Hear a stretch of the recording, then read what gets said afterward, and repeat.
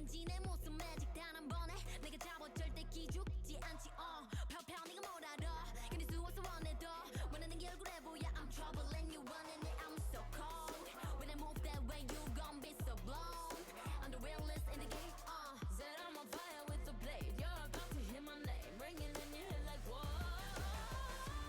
so keep your eyes on me now 무엇을 보던 좋아할 거야 We're so tough let's get it show you up can you feel the rush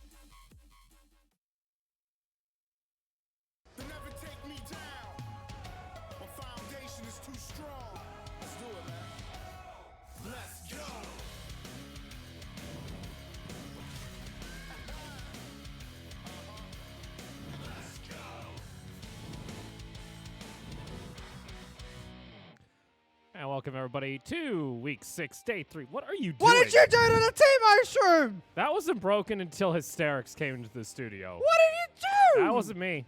I don't know who broke your knob. Oh, jeez. Oh, this guy's a good bet. What did you do to it? Now it just looks like a weird finger. How'd you break Wanna it? eat it? Get Ow! What the hell, man? Get out. Oh, boy. Everybody, welcome. It's Day 3 of Week 6 of the LST. Today, we got ourselves 2 matchups, actually, with our 2 top teams currently in the standings. Well, once everything shifts out. We also have Axis. We also have, all the other teams. We have a lot of games. We have games today. We have games. We have 2 games today. Yeah, we have That's games. the normal amount of games. Yeah, we have League of Legends. Yes. Yes. This is not Dota. What? It's not. Okay. You try and clarify something. You're like, this is League of Legends. Like, yeah, it's not. Yeah. Okay, I get Are it. you You're, okay? You're What's the wrong one with who's you? been like playing Dota off stream. What's wrong with you? That's your fault. As always, Urgot is still has an extra feature enabled at the moment that we can't allow him to use. Fix the game right. Next. Yikes. They've broken 2 patches. No one plays Urgot anymore. But he had Not such allowed a to build cool, Urgot with these items, but you can do it in solo queue, so you should. Make all that free elo yours. Take a look at our team rankings. After wins 2-0 over Liab, they currently sit at the top in first. Liab currently in second. Mega, though, still with 2 games in hand, are looking to overtake them, and that will actually start with today's matches, too. Yeah. Mega, Liab, and Win are locked in for their first, second, and third spots. It should be Win, Mega, then Liab, provided they don't lose any more games. And today is the closest any of these teams are going to get to an upset. Yes. We're going to have Detonator as well. Not Detonator. We're going to have Axis Empire and Steel Wolves, both of which are still fighting technically for playoff position. They have not locked in their slot just yet. They currently both sit at that 2 and 3 scoreline, as Armored Project, in a best-case scenario, can tie either Axis Empire or Steel Wolves. And I know Axis Empire are currently sweating too, because if they do lose all their remaining matches, they will get knocked out of playoffs. And they've only got 2 games left to play. Today's match against Win, followed by their game against Axis Empire. So there is a realistic chance, against Armored Project, there's a realistic chance that Axis Empire could be eliminated, because they have been all over the shop when it comes to form during the split of the LST. 2 and 3 currently, up against currently the most dominant team the LST has seen since the likes of the Taipei Assassins. Yeah. Win currently, we've now seen 2 styles of gameplay from them, that fast, aggressive that they're known for, but then even yesterday, Hey, they did it. they were able to slow down. I know you're excited because we finally see a CS difference. Positive CS difference at 15 for the first time as an undefeated team. Historically, they have been at negative CS difference at 15. Just some discrepancies in the bottom lane, but Kagame really stepped up in yesterday's game. As a whole, Win have been drafting a lot better. They've been playing some different playstyles, and they had their toughest game, even though it was a 2-0 against Liab yesterday. So if that was their toughest game, this should be considered a walk in the park, because Axis Empire have been all over the shop and have not been looking too good. Now let's take a look at those rosters. We have Win, Shadow and Libero on the top side of the map, in top in jungle. We have RH in the mid lane, and then rounding out bot lane is Kagame and What the Jazz. One of our 3 super teams, quote-unquote super teams in the LST, all of which have their strengths and their flaws. And the flaw of Win right now is they just don't quite know what to do with their bottom lane. Yesterday, they drafted a lot better. They were able to put some priority towards the bottom side of the map and make Kagame and What the Jaz's job a lot easier. Kagame even stepping up to carry the final game in the last few moments of the match.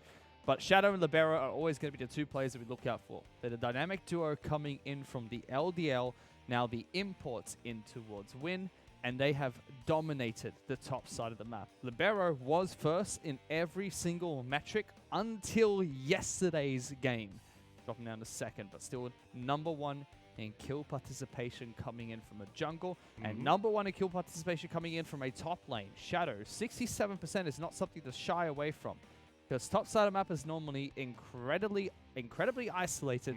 Shadow doesn't make it feel that way. Let's take a look here toward Axis Empire. We have Shine, Caswell looking to match them in the top and jungle, and then Carino in mid lane, and then Blaze and Chili for the bot. Our dark horse of the LST, Axis Empire, were able to create not one, not two, but 3 upsets to get all the way to the grand finals of last split of the LST. And even in the grand finals itself against Mega, there was a 3-0 that went in favor of Mega. 2 of those games could have been won by Axis Empire, and the player that did so for the team was none other than Shine, with the assistance of Carino. Shine has now cemented himself as the starting top laner for Axis Empire. But look at his kill participation in comparison to what we saw from Shadow. 34.8%. This man is a split-pushing top laner, and strictly a split-pushing top laner. A lot of Axis Empire's wins and their major wins in the spring split of the LST have come from Shine being able to split-push his opponents to death. Meanwhile, Kirino has been one of the best mid-lane control mage players that we've seen play. Unfortunately, the current meta of control mages don't quite fit his playstyle. He likes to play Victor a little bit more. You know, his Karma's still fine to watch, but he's not that big of a Corki and Azir player. Then you also see these strange mid laners being thrown in. Yesterday we had our Camille mid. We have Aatrox still running into the mid lane frequently, and a couple of assassins here and there with Irelia being played. That's just matchups that Carino is not very used to, and something he didn't have to deal too much of during the spring split of the LST. So we put on the back foot. But Axis Empire have got a tough task here against Win. Their form has been getting better towards the latter half of the split. We'll have to see if they can secure themselves a playoff spot by picking up the win here today. Yeah, I'm especially excited because we did see Shine, you know, sure, killer participation isn't that high. It currently sits 9th overall in the league for top laners, but his solo kills. He currently is at the top of solo kills when it comes to the LST with 13. Shadow behind him at 11. I think he actually got one yesterday, so that makes it 12. So we are seeing quite possibly a very explosive top lane matchup because both of these top laners are not shying away from fights. 100%. These are the 2 best top laners that we have in the LST right now. With very different playstyles. Libero and Shadow play more of a duo style where they work together to pick up kills for the team and then rotate and transfer gold around the map. Shadow, even debuting yesterday, he could play more of a carry-oriented top lane because he picked up the Corki, and even though he got foot so far behind, he died 5 times in lane. Permanently camped and died 5 times in lane.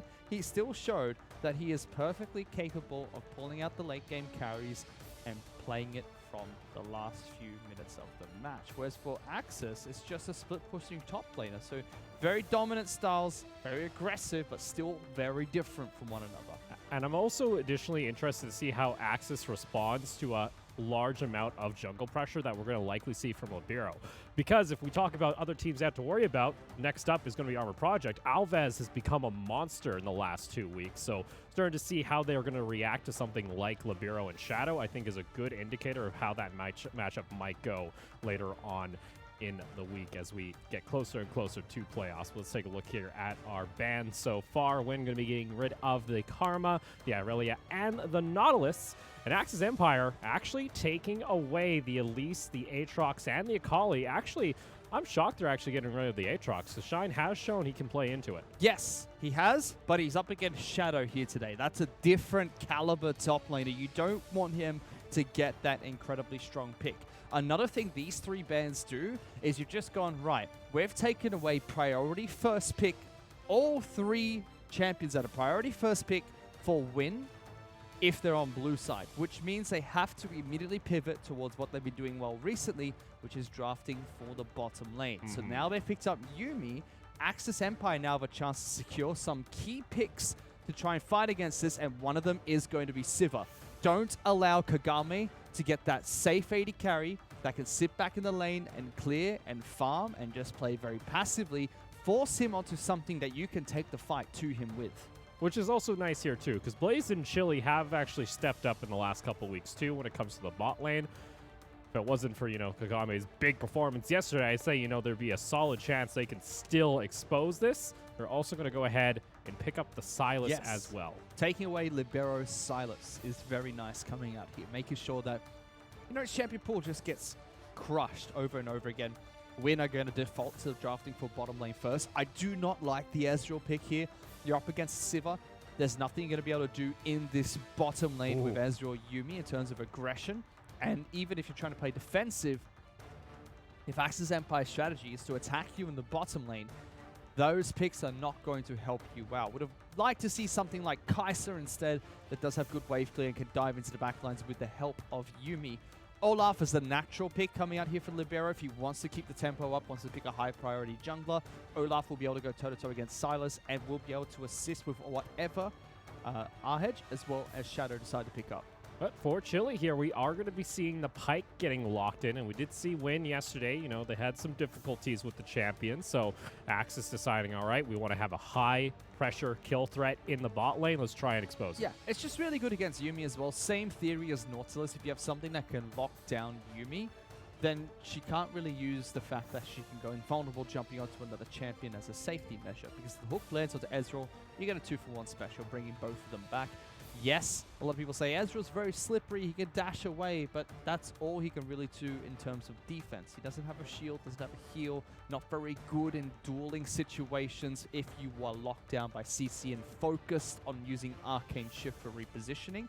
And Pyke is at the same time is able to give your team a natural gold advantage thanks to his bounties. If he's able to get a few kills, that gives gold over towards whoever got the last bit of damage during the assist, naturally increasing your gold for the entire team, and that could lead to a 4,000 or 5,000 gold lead just from Pyke's ultimate. Let's see here. We get ourselves through our second ban phase. A lot of jungles taken off the table by Win. You also see the Nico and Renekton taken away from Axis Empire, but already we're going to have that Camille getting locked in. We're showing a lot of pick here from Axis Empire. Ooh. Meanwhile, though, Win going to bring out the first Mordekaiser for Summer Split.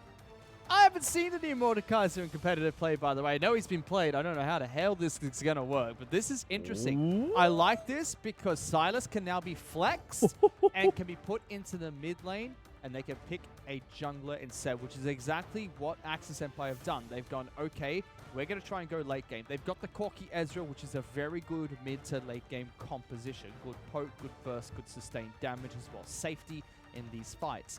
Karthus don't give a damn. Karthus presses R, and all your health bars are just straight up gone. Meanwhile, Silas will be able to do fine against Corki in the mid lane. And again, Axis' entire draft here has been denial. Deny the first 3 priority picks of Win. Deny the follow-up picks of Nico as well as Renekton for Arhedge and Shadow. Deny the Camille fallback that would work so well with Olaf. Force Win to show their hand of what else do you guys have when you're on blue side. Win have responded pretty well. Don't like the pick of Ezreal for Kagame, but still works with Corki, and Mordekaiser is definitely something new. All right, well, let's see here. It's game 1. Win taking on Axis Empire.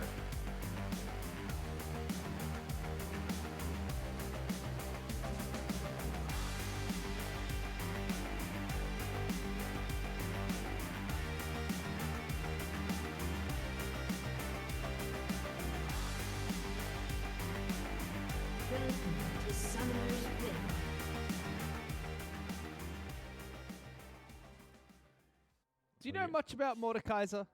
The new man, the new Mordekaiser? I have I have a sneaking suspicion here. Let's see first. How does him ulting someone when Yumi's on him work? Shine.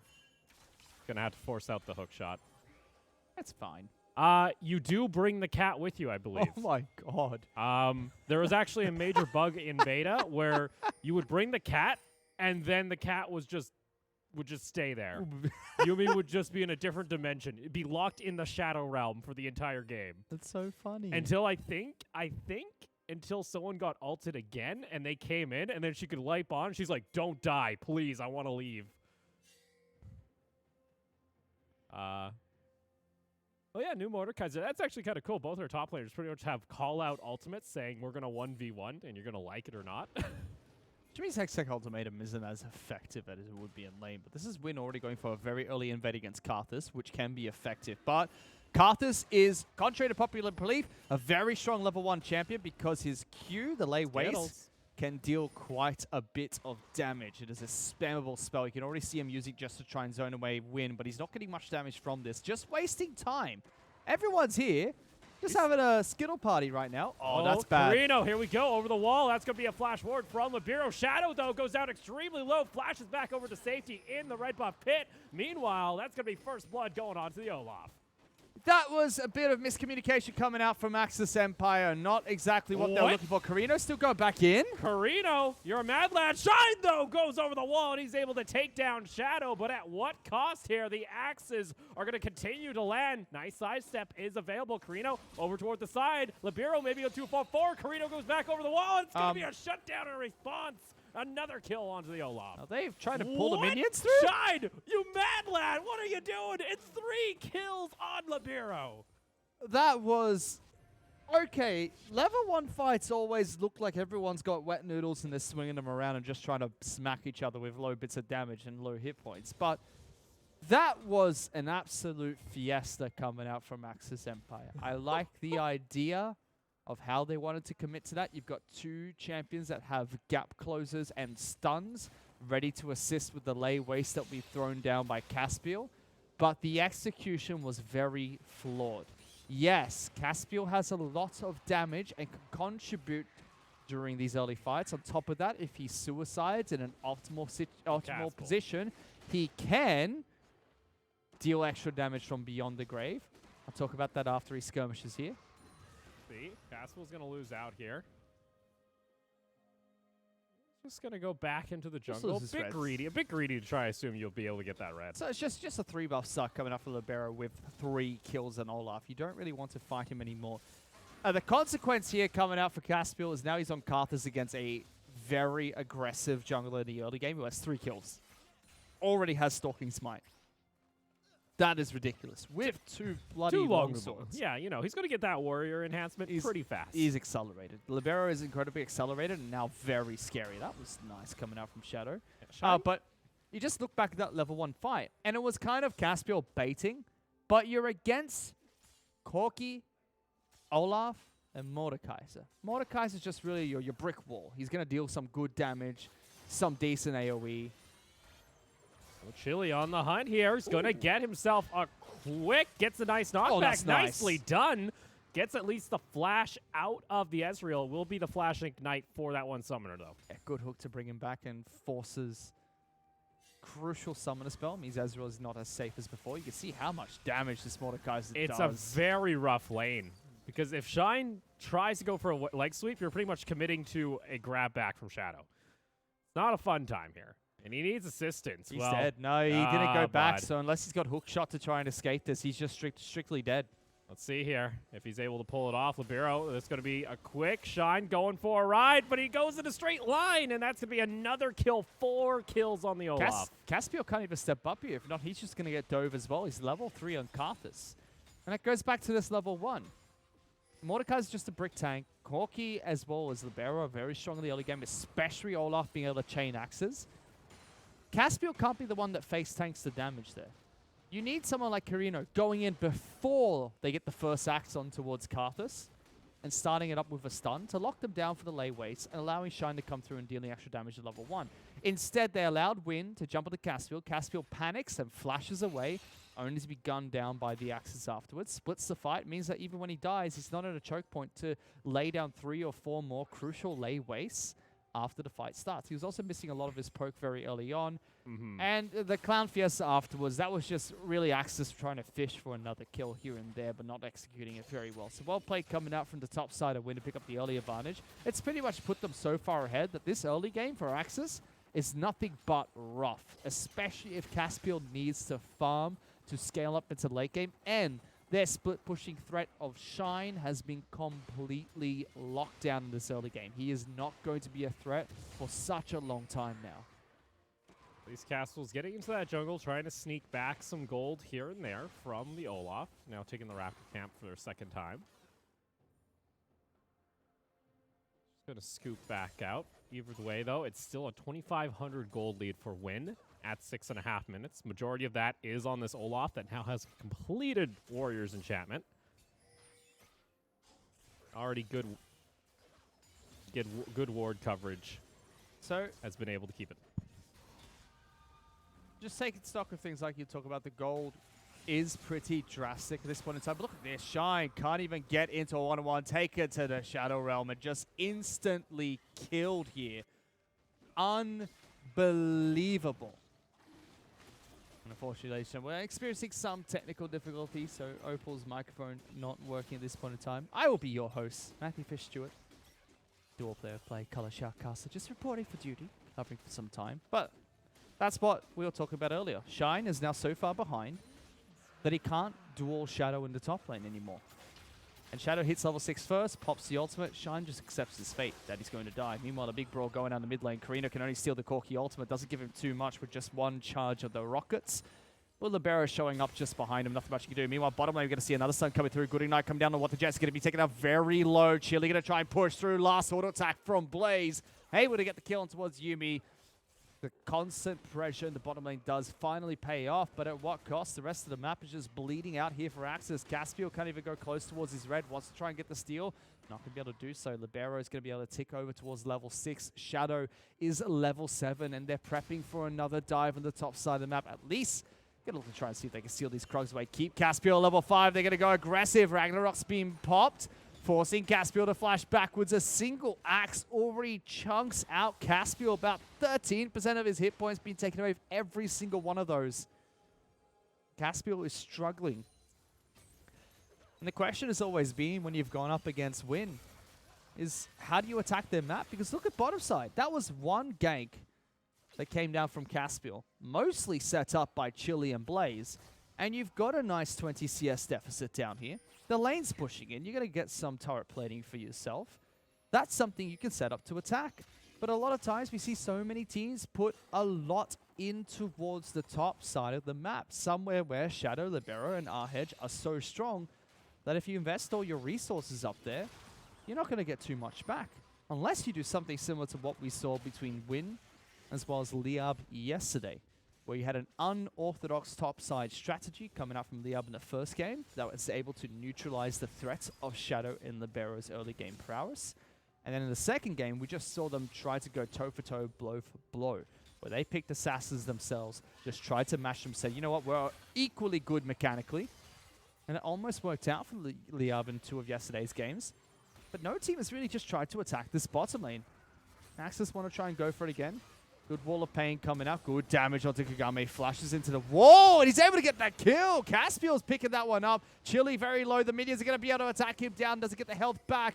Libera's going to try and join this fight as well. Blaze is going to try and run away. Does have Flash available. Ragnarok's been popped. Good Chili Smite to slow him down. Flashes forward. Waits for the bubble to pop. Throws out the axe. Another Ragnarok from the sky. It's going to be enough. Libero 5-0-0. 500 gold bounty on the jungler, and Win just looking unstoppable in all the games they've played so far in the LST. The new blood of Shadow and Libero has been fantastic to watch. Combat out with a veteran mid laner of Arhedge and a veteran Thai support of What the Jesu.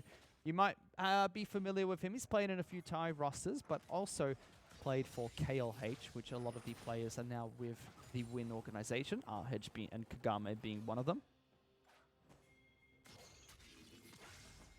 But after all that, sitting about a 4,000 gold lead coming in for Win. And hey, look at this. Opal's back. How you doing, Fish? It's great. What'd I miss out? Oh, I see Libero got another kill. Look at this, though. Axis Empire. They want to try and get a kill of their own, but no follow-up. Nah. It looks like a rough time. It's a Yeah. 4,000 gold lead. Yeah. Ah. It's one of those games. Ah.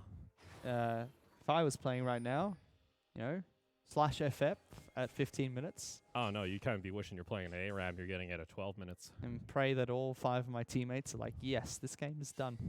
When you're all in the same Discord call, too, and then one person just hits no, and you're like, why? Sorry about that. Things are on fire. Blaze is like still so far ahead. Oh, jeez. Shine is getting just... Oh no, he's trampled. been absolutely dismantled. Oh, jeez. Shadow, I'm gone for 2 minutes, and this is... Oh, jeez. Shadow has literally put him in the Shadow Realm. Oh, jeez.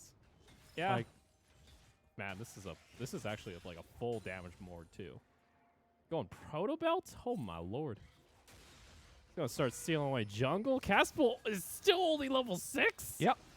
Oh! Yeah, Yeah, Win have won this game. I don't know what to tell you. You know what the funny thing is? They still won bottom lane, but guess what? No one put their eggs in the bot lane basket. Garbage is dead. Redemption going to come out. I don't know. I think he's a little... Okay, there's enough executions there. But meanwhile, you got Rift Hill being taken by Win. And again, it's just my frustration with LST teams. Win have a very clear problem in the bottom lane. This game proves just that.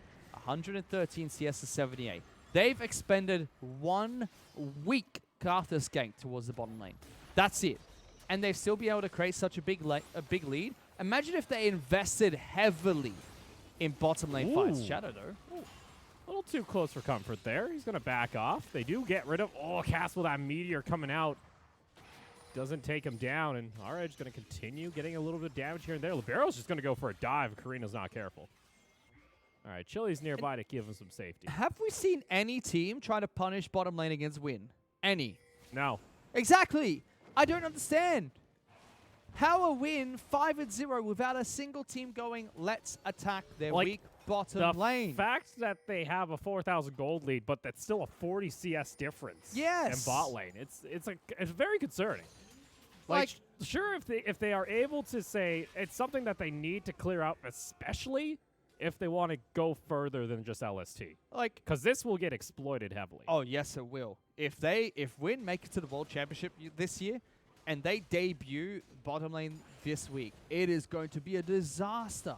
Imagine going up against Uzi in the bottom lane with this. You're not even looking at Uzi. You're looking at other play-in teams that you're going to have to go up against, and they're still very talented rosters. And yeah, that's true, I'm just thinking, imagine going up against Chiefs eSports Club from the OPL who has Raze in their bottom lane. Yeah. Who will abuse that. And their jungler will be able to camp that. It's quite devastating to see how much of a gap there is in the bottom lane for Win in comparison to the top side of the map, but also frustrating that nobody is taking advantage of that. Oh, Chili, bud. I don't know if you want that. You're bringing 2 with you. Karina's going to go for the flash forward. That's going to be the final chapter being popped, but our Libero's already taken him down. And now Shadow's going to rejoin. Package coming over toward the side, and they are just cleaning up the Empire. And they are not striking back here. Yeah, super dead at this point, Opal. Super dead.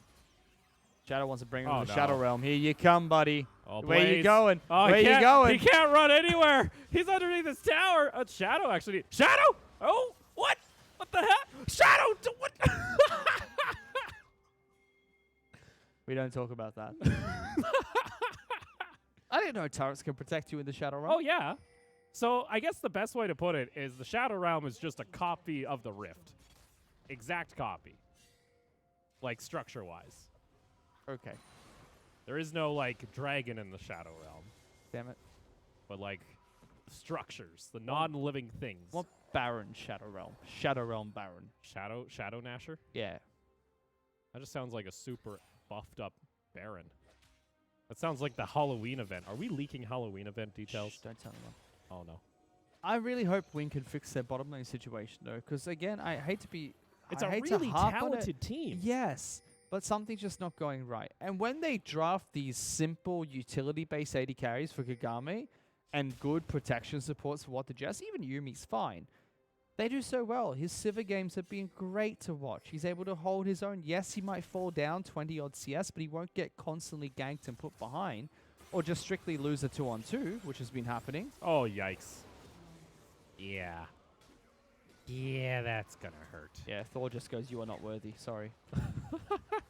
7-0-1 on this Olaf. Oh, But my. It's just disappointing to see that they haven't been able to react to it very well. This Ezreal pick has been a comfort pick almost for Kagame, but he hasn't been able to perform on the champion very well. And I'd like to see him just go, you know what, just pick Ashe.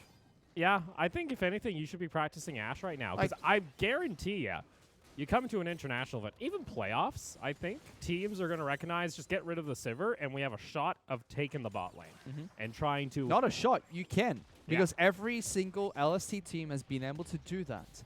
If Kagame is on Ezreal and What the Jess is on something like Yumi, they win bot lane. It's not even a chance. They've won bottom lane. The question is, who's going to finally put bottom lane in the bin?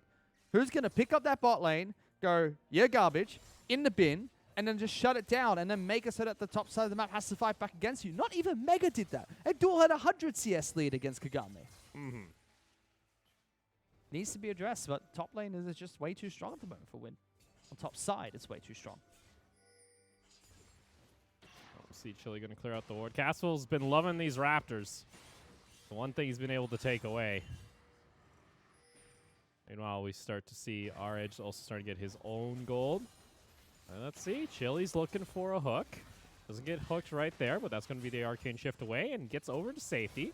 Libero's here, but the rest of the team has disengaged. They also have the on the hunt if they wanted to. Libero's got Black Cleaver, Warriors, Enchant, and a Hex Drinker. No one's fighting the Soul off anymore, okay? The game is pretty much done here, Robo.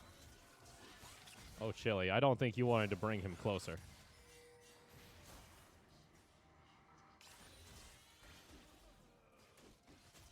Well, now the question is, here for a win, how long is this game going to go? You got a massive advantage. You have this Olaf that got 3 kills before 2 minutes. How fast are you looking to close things out? Because otherwise, it's always just been the top side of the map. Everything else has been pretty quiet. You know, RH gets an assist here and there. Other than that, though, it's been Shadow doing plenty of work here in this matchup.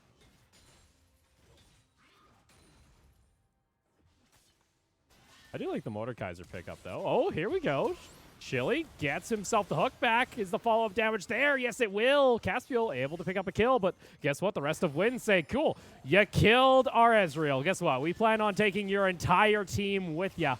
That's going to be just instantly Carino getting chunked out. That's forcing a teleport out of Blaze, and Chili, he's running, but Prowling Projectile finds its mark. Hey, they're still going to go and find Blaze, but little do they know he's teleported towards the top lane just to escape from that, but they trade a full all-in on towards Kagame.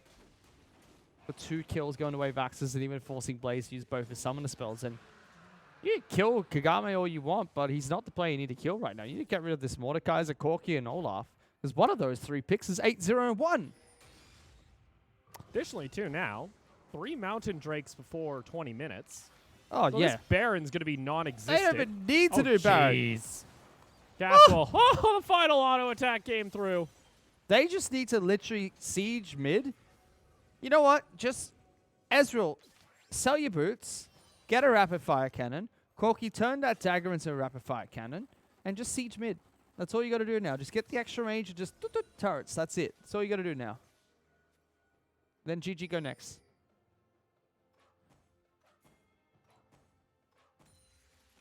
Let's see, Carino trying to set up a little bit of a play here. Chili's nearby. There's going to be Valkyrie available here shortly. Is now up, so Chili is spotted out on a ward, so just going to back off. And Win almost seem like, you know, they're just waiting for another pick. Not really trying to force anything.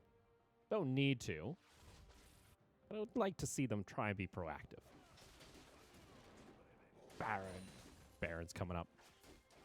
Oh, That's I see a cursor. That's Win's Baron. Ah. Does it just have the Win logo like stamped onto it? Yeah. Okay. Branded Baron. Branded Baron. How do you fight this bloody? You can't fight don't. Mordekaiser anymore. No, you don't. You get within range, he just ults you and you die. If you're within range, What's you get that? slowed by Rylai's, and there's no escape.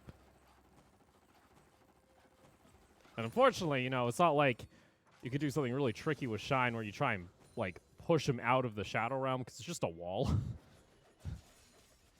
It's unlike Camille Ultimate where, you know, if you get rid of the Camille out of the zone, you can leave. No, you're in there for the entire duration. For a while. Chili gets that hook, but the package was available for our edge, so he gets back to safety. Carino going to steal. Caspel's already dead at this point. Let's see. They get themselves the hook onto... Oh, my Lord. That amount of regen that came out of the Olaf is absolutely disgusting. Final chapter is going to be there. Oh, boy.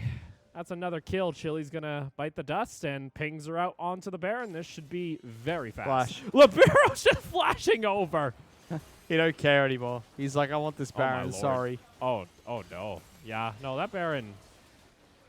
All right. That's your triple Mound Drake What a coming god. in. He just flashed over for Baron. Yeah. That's how far this game is.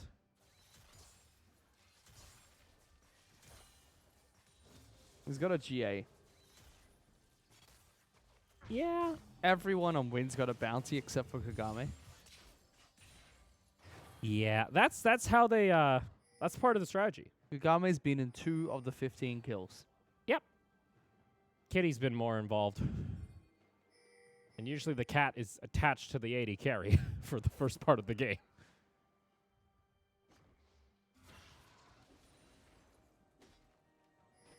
All right, say for Axis Empire. Say when don't do anything proactive here. They're able to turtle out. What's the game plan? Pray? No. No. It doesn't happen right now. It doesn't happen. Karthus gets 6 items and presses R and wins. That's the plan. I think that's Libero. Oh, Chili. Oh, no. Chili, True Shot Barrage. You walked back into the straight line. Yeah, your plan is can you get 6 items on Karthus and Sivir, because then you might have a chance. But Shine can't split push, and he won't get to a point where he can, unless you go towards like 60 minutes. He won't get to a point where he can split push, so 10,000 gold lead. Axis are really hoping that they try and get Sivir and Karthus as many items as possible and get a good team fight, but here's the split push. That's going to be second tier tower in top lane taken out. normally mountains don't matter too much, but when you're this far ahead, Oh, it's disgusting. You Each just one of those kill auto turrets. attacks does like 10% of the health of the turret. Meanwhile, you're now going to lose mid lane because you threw 4 people toward the top side of the map. Caspel's going to get chunked by a prowling projectile. The Yumi's already starting to do too much damage. Well, let's see here. Win just going to keep the siege up. They have a minion wave up in top lane. You got Chili. He has to back off. Carino can't be that far forward. He will get dove as that tower falls. And now the inhibitor, next one on the list. Even that, Caspel's landing full, just lay waste. Oh no, Blaze gets caught out. He's getting sent to the Shadow Realm. And Shadow loves the duel. He's going to find himself the kill. And that's going to be Carino also going to join him with. Chili's going to try and flash, but Final Chapter finds its mark with the help of our edge, and they find themselves a kill. Requiem comes out. They do not even care. Little damage from Caspiel. And now Libero can start pushing up onto the Nexus towers. Caspiel going to flash away. Shine has to watch as his base is now turned into ruins. And there's a shutdown, but it's a little too late. 19-7 your kill count. They're going to try and make it 20 here as they pick up Caspiel. That's going to be game 1 going in favor of Win here in game 1.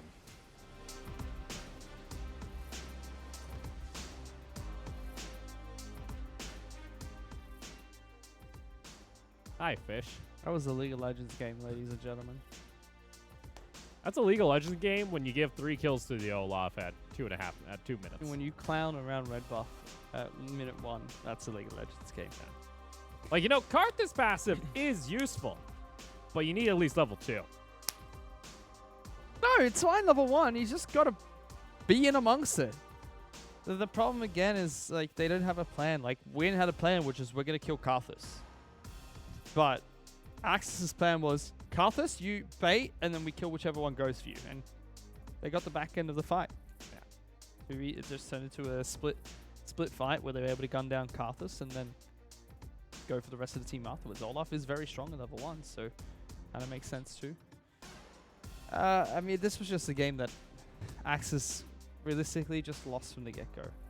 Like, and we're going to take a look at that very first. You'll see what I mean. Coming over the Krugs wall is going to be Silas. Silas is going to try and jump over the Krugs wall. Oh, no, sorry. It says Shine. So Carino's waiting here. Caspiel steps way too far forward. Like, he's missing all his layaways, but he should not be this far forward. I think he it's gets hit in by between red. the wall and the red buff. And then Shine and Carino go in, but look at this. Libero's like, that's fine. You can fight those guys. I'll just head straight over. Shadow. And then he tries to rejoin. Shadow almost dies to red buffs. It almost works into a one-on-one. But then they try to go back in. After Libero's pretty much secured red buff. Like, what are you doing at this point? You've lost the fight. Stop going back in. Libero's got red buff and is level 2 on Olaf.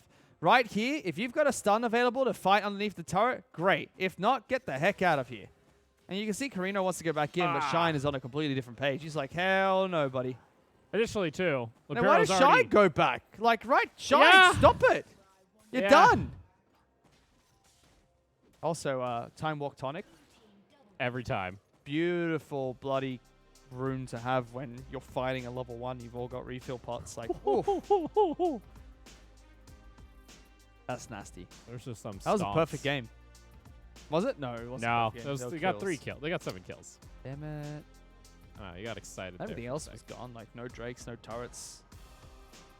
A lot of big eggs there. Yeah, Axis Empire gonna have to really go back to the drawing board and go, what the hell was that level 1? And again, I really want to see a team attack wins bottom lane. I feel like that's your only real win condition. Their top side is very strong. Liab tried so hard to disrupt it, and they actually succeeded. Those were very close games that were coin flips. But they had to do so much to disrupt the top side of the map, whereas you could see Yumi did more damage than Ezreal. Yeah. So, yes, go bot side. Libero's going to get our MVP. 12 KDA. 0 deaths. Yeah, you can't not give it to him. I'm Yeah. sorry. You can't not after the level 1 and then following up with 10 kills. Yeah. Ugh. Yeah. It's a nasty Olaf. That's an Olaf that's just like, hi. And they picked Karthus into the Olaf as well. I don't Yeah. understand. Like, you know that they're playing an Olaf jungle. Why are you still going with Karthus, especially when you had Sylas as a flex pick? Like, just throw Sylas in the jungle instead. Oh, Like, that would have been Yeah. completely fine. Then get something else to go into the mid lane against Corki. You would have had double good picks. But instead, they're just like, no, we're not going to do that. it was a rough one there for Axis. They do still have game 2, though. To go back to the drawing board and say, all right, let's maybe not try that level 1 again. Let's look at the... Oh, Fish is already... I'm upset. You're upset. No one's attacked the bottom lane yet. When will I get my... Is this the debut of Coach Fish? Am I going to have to wait till Worlds for it? All right, let's see. We're going to go ahead and take a short break. When we come back, it's going to be game 2 of our first set.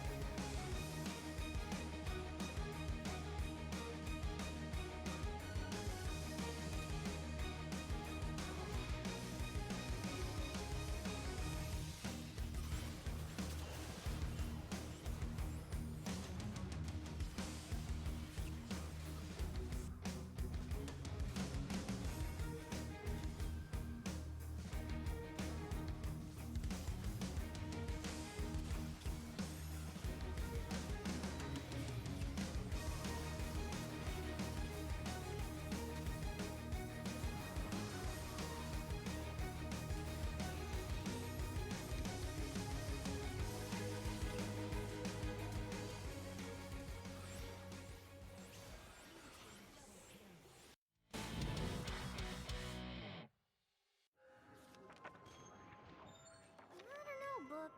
Master could be anywhere.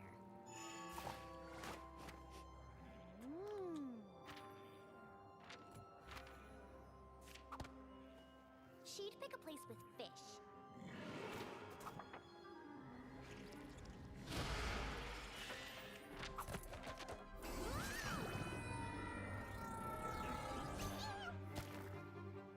Where are we, Book? Oh, fish. Here, fishy, fishy.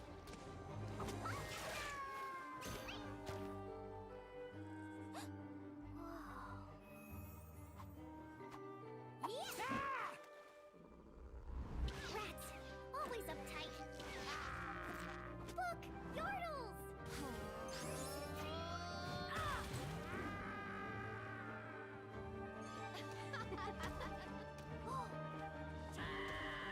Watch out for us! Faster, faster! Plenty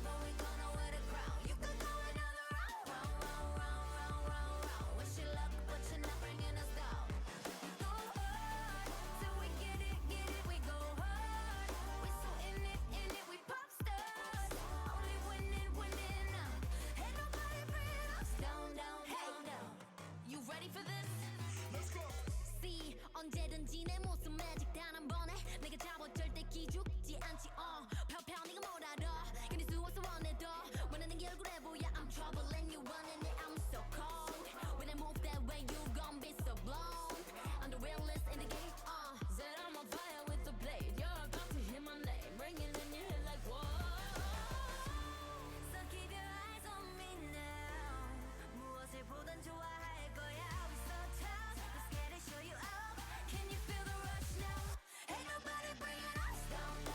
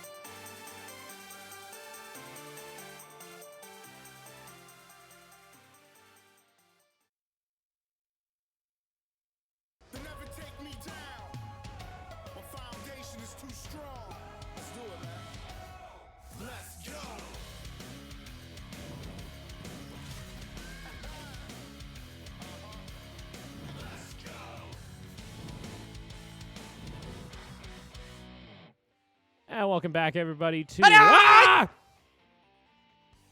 You done? No. My issue is he sets up these skits. I don't actually know what he's going to do. What are we talking about? We rehearse these. No, we don't. Yeah. We actually don't. This is like, I fear for my life half the time. There's no script. We have no teleprompter. You think we got a budget for a teleprompter? Yes. No, we don't. Yes.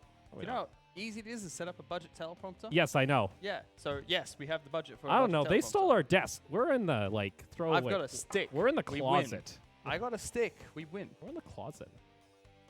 I miss my desk. I miss miss sitting this. down.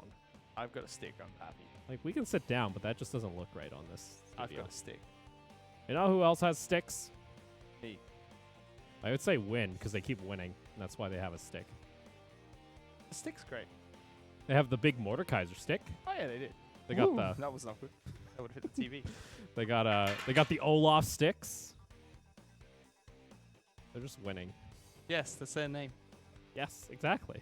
There's no team in the LST has attacked the bottom lane, and it makes me still makes me so frustrated. I was talking to the Tycasters in the break, and you could just see Resolette was like, "When is any team going to punish Win's bot lane? Like when?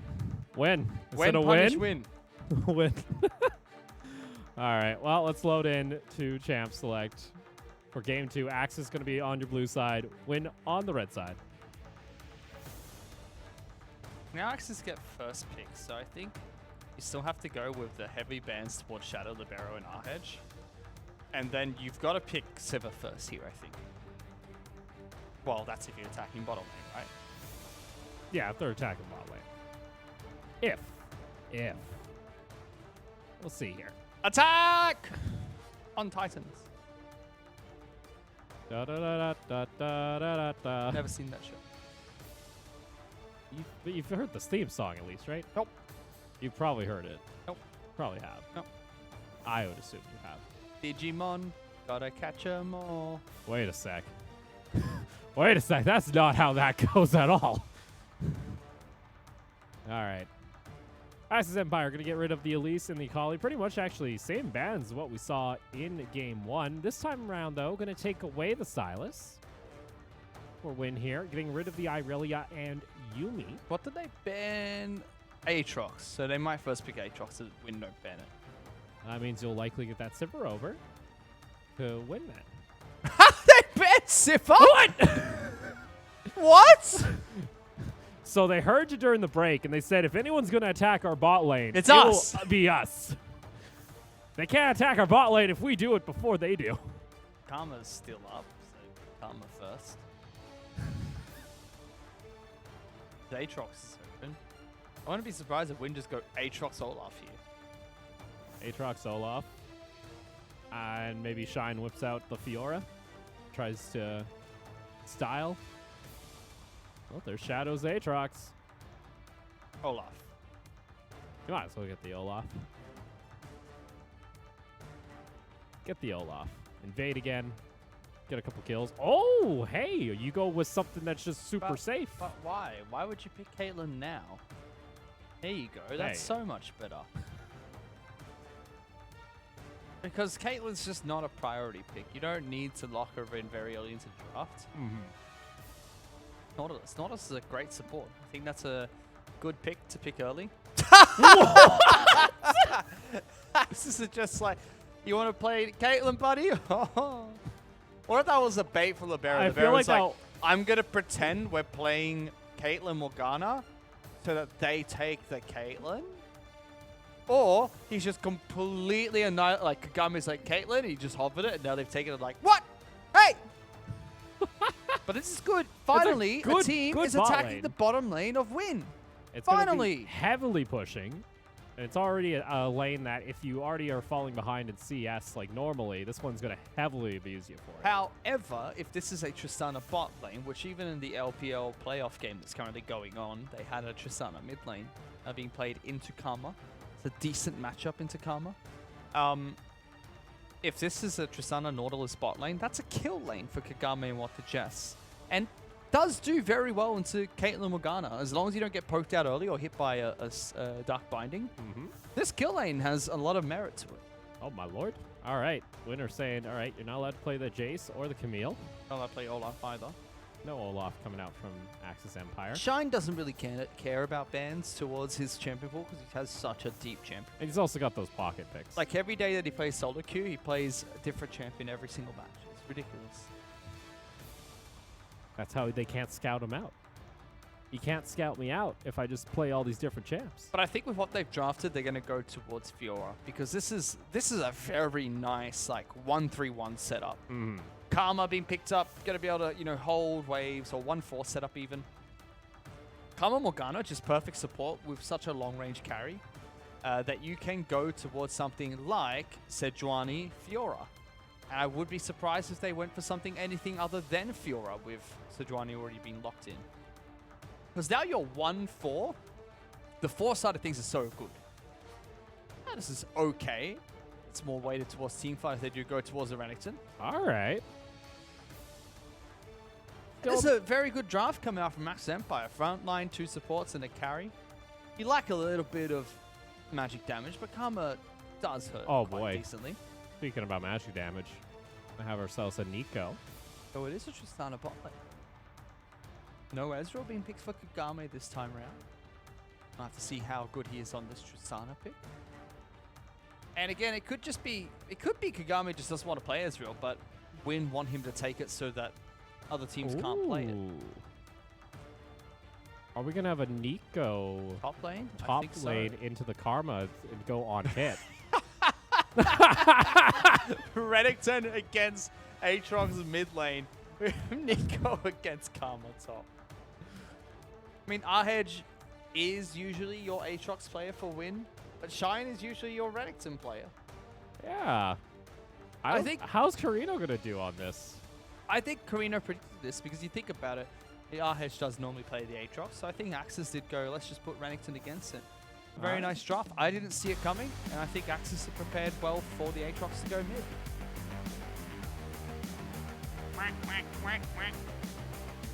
Oh no, it's the deer rat.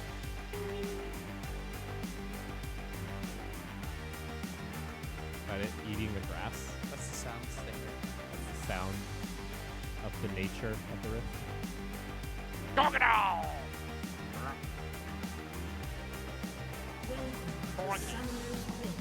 You're using the wrong Renekton skin. I'm waiting for the one game intro where both teams just run 5 in a line mid lane, and we get that camera coming right in, and then we got straight into a fight. That'd be amazing, actually. It's never gonna happen, buddy. It could. Never. It could. We've seen wacky before. Never. Come on. We got to get back to the league average, the historical average of 2 kills a minute. No. Yeah. I don't want this. Those were the best games. No, Yeah. they were not. These are the best games. You're delusional, and you need to get checked. That's a Doran's Blade Start Nico as well for Shadow. Wait, is Presty this attack. the master? This is 500 IQ. Shadow's just going to play mid. And they think it's the Aatrox. Yeah, he thinks that's Aatrox. That's 3,000 IQ. That's pretty cool. They're gonna use the auto attack, so they actually think it's Aatrox. Ah, surprise! Surprise, I'm Tristana. So it is Shadow going mid and Arhedge going top. So they picked their respective champions that would do well in respective roles, but swapped them around. That is big brain. Like, that's 3D chess. That's my queen takes your whole board move. Okay, but it is press the attack Nico with Doran's Blade Start, so it could be on hit Nico. Well, it's pretty much as though if you're like playing Nico top into a Renekton now, just in a shorter lane. Safer lane. Yeah. It's like Aatrox is going to do fine against Karma, I believe. And one nice thing is Shine doesn't take Cuttermancy because he thinks he's up against a Nico. So he can't abuse the Cuttermancy procs against an Aatrox.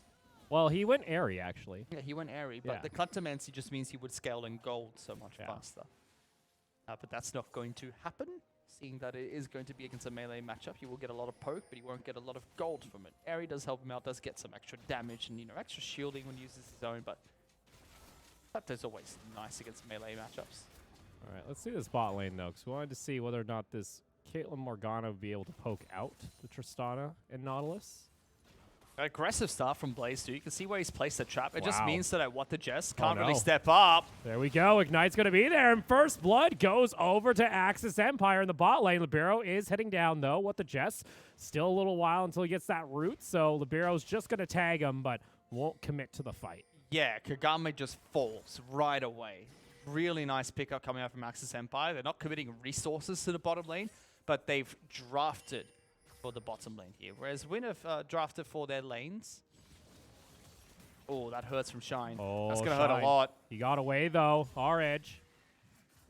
Going to get a little poke back, so Shine gets the safety. Very lucky he had some space there between him and the wall. Yeah, I thought that he would get the Infernal Chainsaw. Yeah. So I thought he'd be able to combo out from that. Ooh, Caspiel in some trouble. What the Jess and the Bear both like, oh, they wanted Krugs. They're gone. Now they're going middle. This is just a strict dive mid lane, and Rex has got to flee. Very Bye-bye, defensive ward, Crocodile. though, that came out. I believe that was laid down. Oh, I don't know if that was Carino or not. Carino right now. Ooh, I this think is- Shine will teleport mid. Yeah, I think you have to at this No, point. he's not. Renixon's going to walk straight back. Shine's going to teleport top. Carino's starting to really have trouble in this lane, though.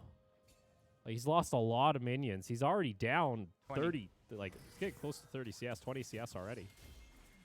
Nicely done there by Shine. Shine really doing well in this matchup here. Shine going melee for a second.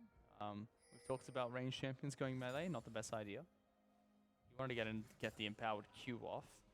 Hedge has teleport, so you can see this has helped Win out so much because Carino didn't expect the ignite.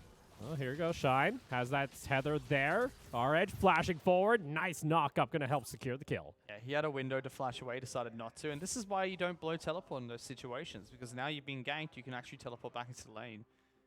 But and this is something I've got some criticism for Shine. He always plays like a split pusher and always teleports early. There's situations where you don't. Right there's one of them. Like, our hedge is just pushing mid lane out. He's top lane out. He's not farming. He's not freezing the lane. He's just farming normally. You can sack 2 to 3 CS and just run up top. You'll be perfectly fine. Just have to have the even lane matchup. But instead he decides to teleport in. It just puts that big beacon of gank me now, and you get so much in return. Carino slice it in, gets himself a nice little stun. Caspel's coming over toward the side here. Shadow does not have level 6. Nice juke, though, coming out. Does get stunned. Here comes Libero in response. Carino underneath the tower. He'll get taken down here, though, and that's going to be a 1-for-1. Now, RH wants to add more Shine, able to avoid the Infernal Chains. Gets away from another knock-up, avoids both of them at the same time, so just be the 1-for-1 in mid. You know, Meanwhile, bottom. bot lane. What? Oh, no! Kagame! How did Blaze not kill him? That's going to be another Dark Binding going to land here. What the Jets force the flash away. Got the headshot with the trap down, forcing the flash out of Win. This bottom lane not go good for Win at the moment. Axis have yet to go back to base as well, so Blaze will be very happy with this situation. Kagabe does have full mana, so we can try and go for an all-in, but there is a level advantage on Blaze at the moment. You do have the Sejuani pathing down, too. I think Axis are just trying to get this to push a little they've further. got no vision on this. Chili can go in for the binding. There we go. Chili going to get hooked in, but oh no, Binding doesn't connect. The Arctic Assault doesn't. Yeah, Kagame, he's just going to jump in. He at least trades back 1 kill. So it'll be the 1-for-1. The only thing that's going bad here in the bot lane for Axis is Morgana's now gotten both of these kills. That's fine, though. Morgana will be pretty happy to pick up the kills. Caitlyn is ahead in CS, so it's True. still accelerated in that lane. Means that she can rush, early wards, upgrade the support item nicely to get more gold from it, and then get the Moby boots as well. Nice and early on. Now he's tried it back, though. We do see our edge now actually playing this matchup in mid with a pretty massive CS advantage. And with a level lead as well. He just ticked level 7, and Carino's still stuck on level 6. Oh, look at this. Axis, they're going to send Chili, but guess what? They got 2 members of their own, and our edge just going to pop that ultimate, and Chili says, okay, never mind. Gonna Moby boots out of here. But look at that. Win immediately. Trying to go in on for this invade. Caspel realizing, might be in some trouble here. Doesn't have level 6. We have Chili coming around toward the side, though. Got to get rid of that blue buff before he can go for the Dark Binding. It's going to be secure. That's going to be level 6 hit by the Sejuani. That's going to be a Corset ult coming out. And Libero can't kick him away because the Black Shield was there. nicely done. They find themselves a quick kill here on the side of Axis. Yeah, good defense over the blue buff. I can't see who picked it up. Might be a visual bug, and I think Caspiel has it. Yeah, Caspiel's Manos regenerate. Fast versus Johnny, he's got the blue buff. Good pickup, good defense as well. Well played coming out from Axis to rotate Chili over, and Mobile helped down a lot. Oh, did he just ulti? He's baiting. We got Libero. He's going to keep trying to go for it. It's going to connect and shine. Oh, no. Oh, Dragon Rage comes out. One auto attack will finish him off. A little bit of mind games coming out there from Win. Very nice coming out from Shadow and Libero. Again, this early swap. Putting Shadow in the mid lane nice and early. Let's put Carino behind to start the match. Kagame is still struggling in this lane, and turret planers are getting obliterated down here. Well, I'll try and see if they can pick that one up. Caspel's going to go for an invade. What the Jess is going to spot this out. Let's see the Sejuani invading over here.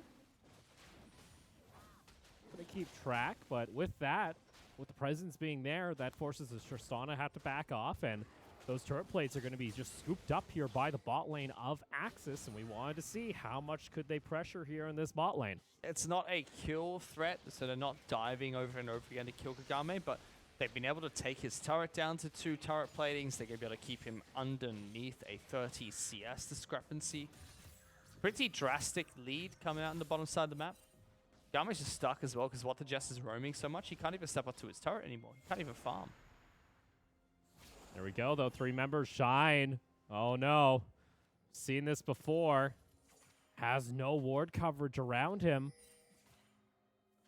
If he looked at all the wards out on the map, he'd realize, you know, he haven't seen this jungle or support for a little while now. Shine puts down a ward. Is it a little bit too late? Mantra Q going to get a big chunk of health. Q's going to land. Libero needs to go for the kick. Shine trying to get away. Hook doesn't land, and the root's there. Shine will escape. Yeah, What the Jess a little bit too slow for the punch. You see Libero had a one-track mind go in.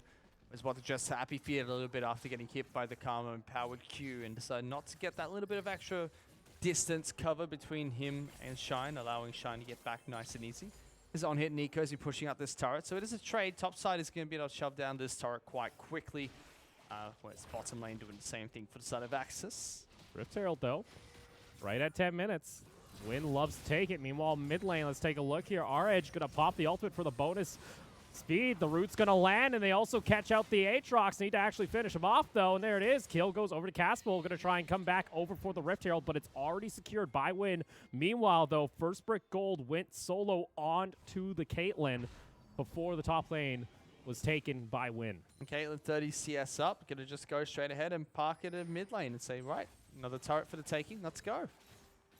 And this is what we expect from this combo. You got to take down all these towers, but the one thing, you've mentioned it before when it comes to the LST, is sure, players like to play this heavy pressure right away from the Caitlyn Morgana, but what do they do after they get all the towers? It still does a very good job here of making sure that Kagame is put behind, because Kagame on Tristana can't freeze a lane. Because no matter what, his E, the buster, not buster shot, explosive shot? Okay, satchel charge or something is going to deal. Yeah, it's going to do some damage to minions when they last hit. So Kagame can't freeze waves effectively, which means that he'll always be pushing back. Blaze will always have a CS, will always have a lane bouncing towards him, and he can just set up shop in any one of these lanes. He's already created an open lane in the bottom lane, so that's going to be nice for anyone to go down who needs turret protection. You see Shadow, though, getting swapped over. Has finished off the Bork, so going to be able to split push pretty nicely now. Has that little extra bit of attack speed.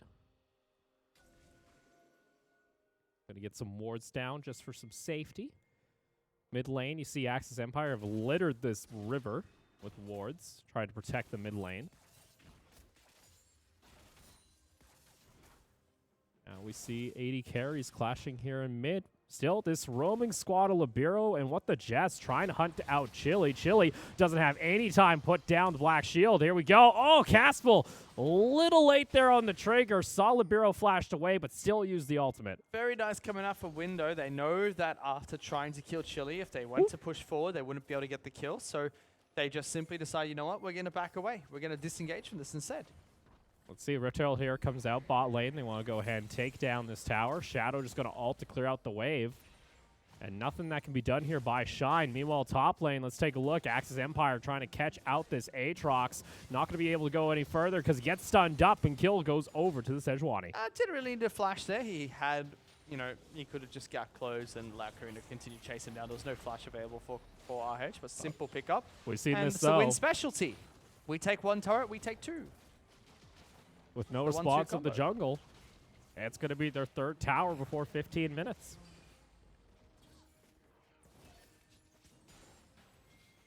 Win are so good at that. Can someone auto it? There we go.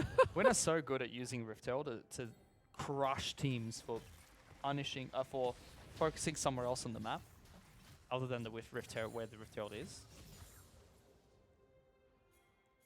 All right, just going to use the teleport to get back in the lane. Turret plating is going to fall here in 30 seconds. And other than the bot lane tower blazing them, haven't been able to pick up much gold elsewhere. Even with all the members of Win pushing inside lanes.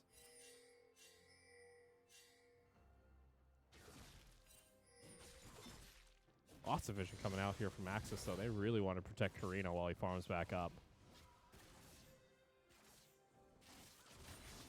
Oh, look here. Ping's coming out. They know. Oh, blindly hook coming in. That's going to be what the Jets looking to catch out. One member, Black Shield, wasn't down. Now, Shadow, Pop Blossom going to keep Blaze in place. Libero going to kick him to the other side of the rift. As much as they could try and team fight this one, not if you're going to get caught out like that. Oh, here we go. What the Jez has the stopwatch available. Here comes RH, though, over toward the side on the Aatrox. What the Jez tanking as much as he can. Won't get taken down to the tower. Kagame taking a big chunk of damage, but they're able to fend it off as Blaze has not been respawned yet. Doesn't have teleport either. And that's going to be this mid lane tower going down here before the 15-minute mark. Oh, man, that's a very aggressive play coming out from Carino. Tries to jump in. He's going to trade back 1-for-1. Shine, though, can't do a whole lot here. He's going to get hunted down. Q connects. Auto attack is there. Libero not going to pull the trigger, though. Libero twice now, being very conservative with these Qs. Making sure that he doesn't jump straight in. Going for the kills and making the patient play instead. Very nicely played coming out from Win here, taking so much. In fact, they have been able to take more turret plating gold than Axis have with a Caitlyn Morgana composition. What the heck?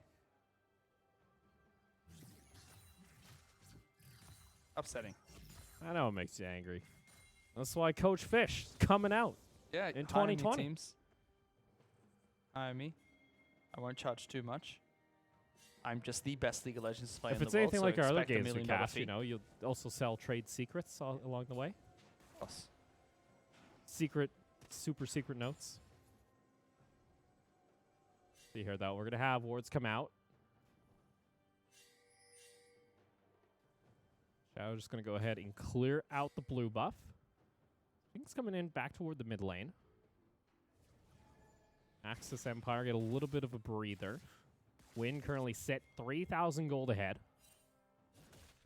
Reno Caspo looking for this Nico, but even then, Shadow playing very safe back. On hit, Nico does so much damage, by the way. Oh, yeah. Wards are there. They know, and that's enough for Shadow just to be able to back off here.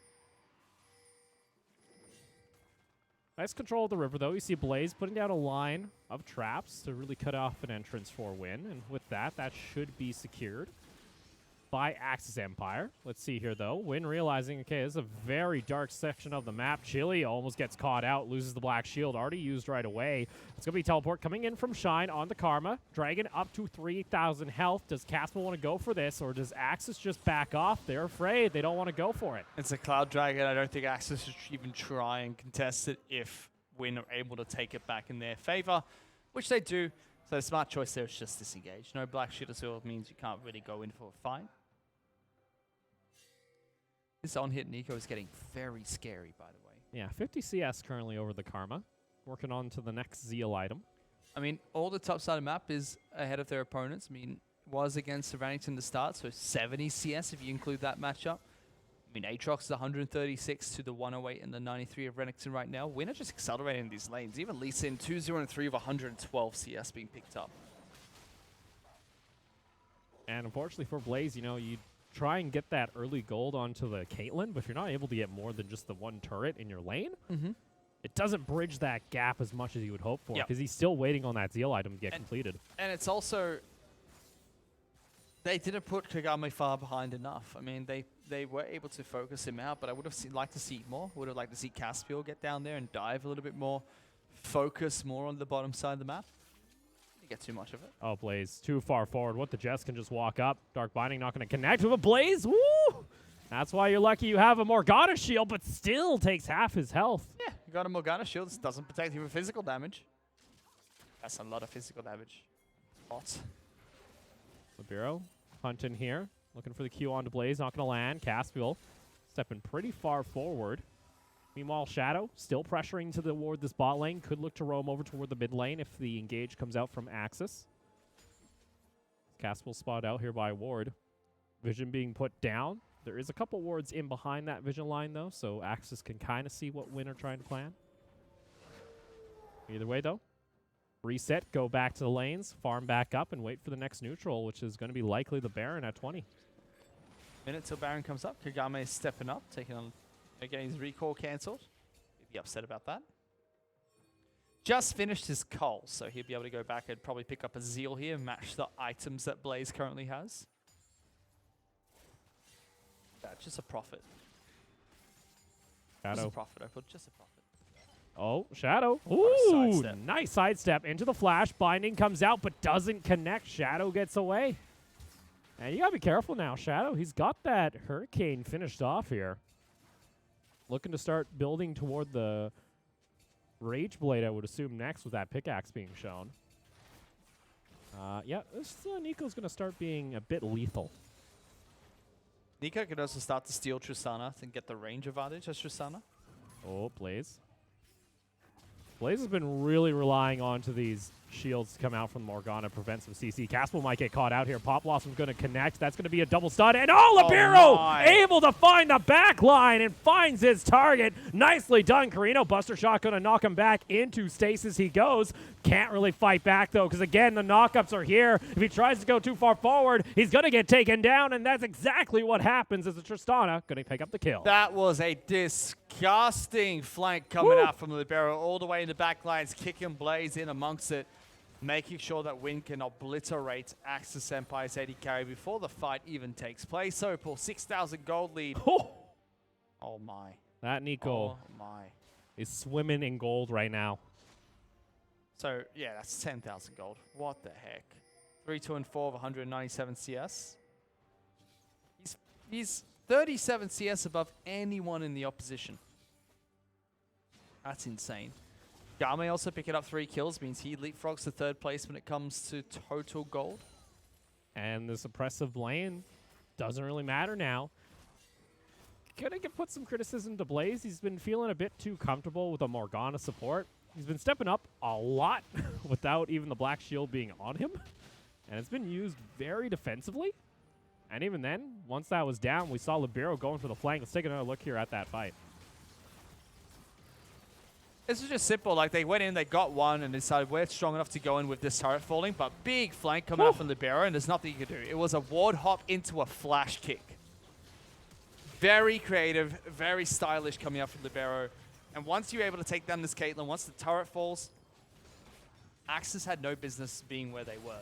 They should have been back at the inhibitor turret saying, you know what, we can't fight this. We can't defend that inner turret. We need to get back towards our base where it's much safer. Well, even without that kick, Blaze actually had the depth charge on him. That Nautilus was able to get in range without even using flash to get that ultimate off onto the Caitlyn.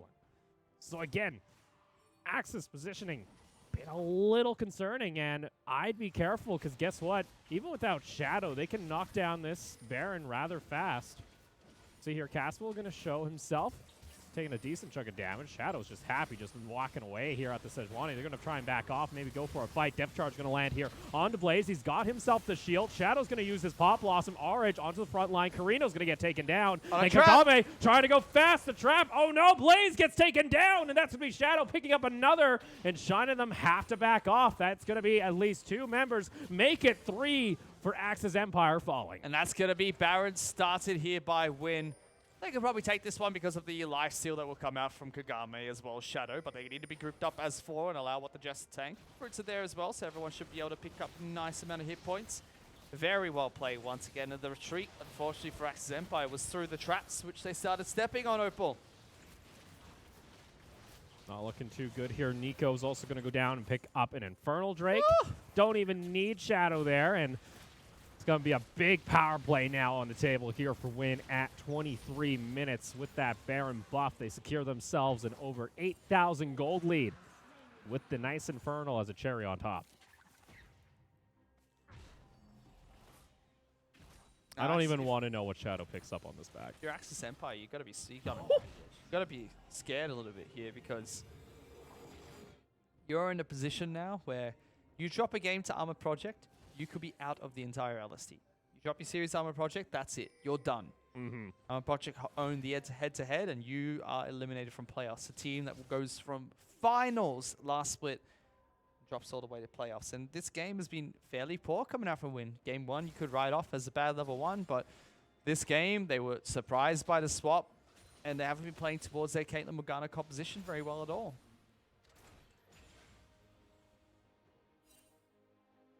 Bit concerning here. You got 2 Black Cleavers completed on that side as well. That's going to be looking to shred through the Sejuani. Meanwhile, you've got, 60-odd% crit chance from Shadow and Yeah, Kagame you now. say on hit. This is just 80 carry This Nico. is 80 Nico. This is just 80 carry Nico. Let's see what he can do here, though. He's got 2 friends coming on down, and make that 3. Pop Blossom going to be used. Gets a little bit of the shield. Going to get knocked up and stunned, and the shutdown going over to the Renekton. But meanwhile, mid lane, you got yourself a Tristana that's happy knocking down towers. So exactly what they're going to do.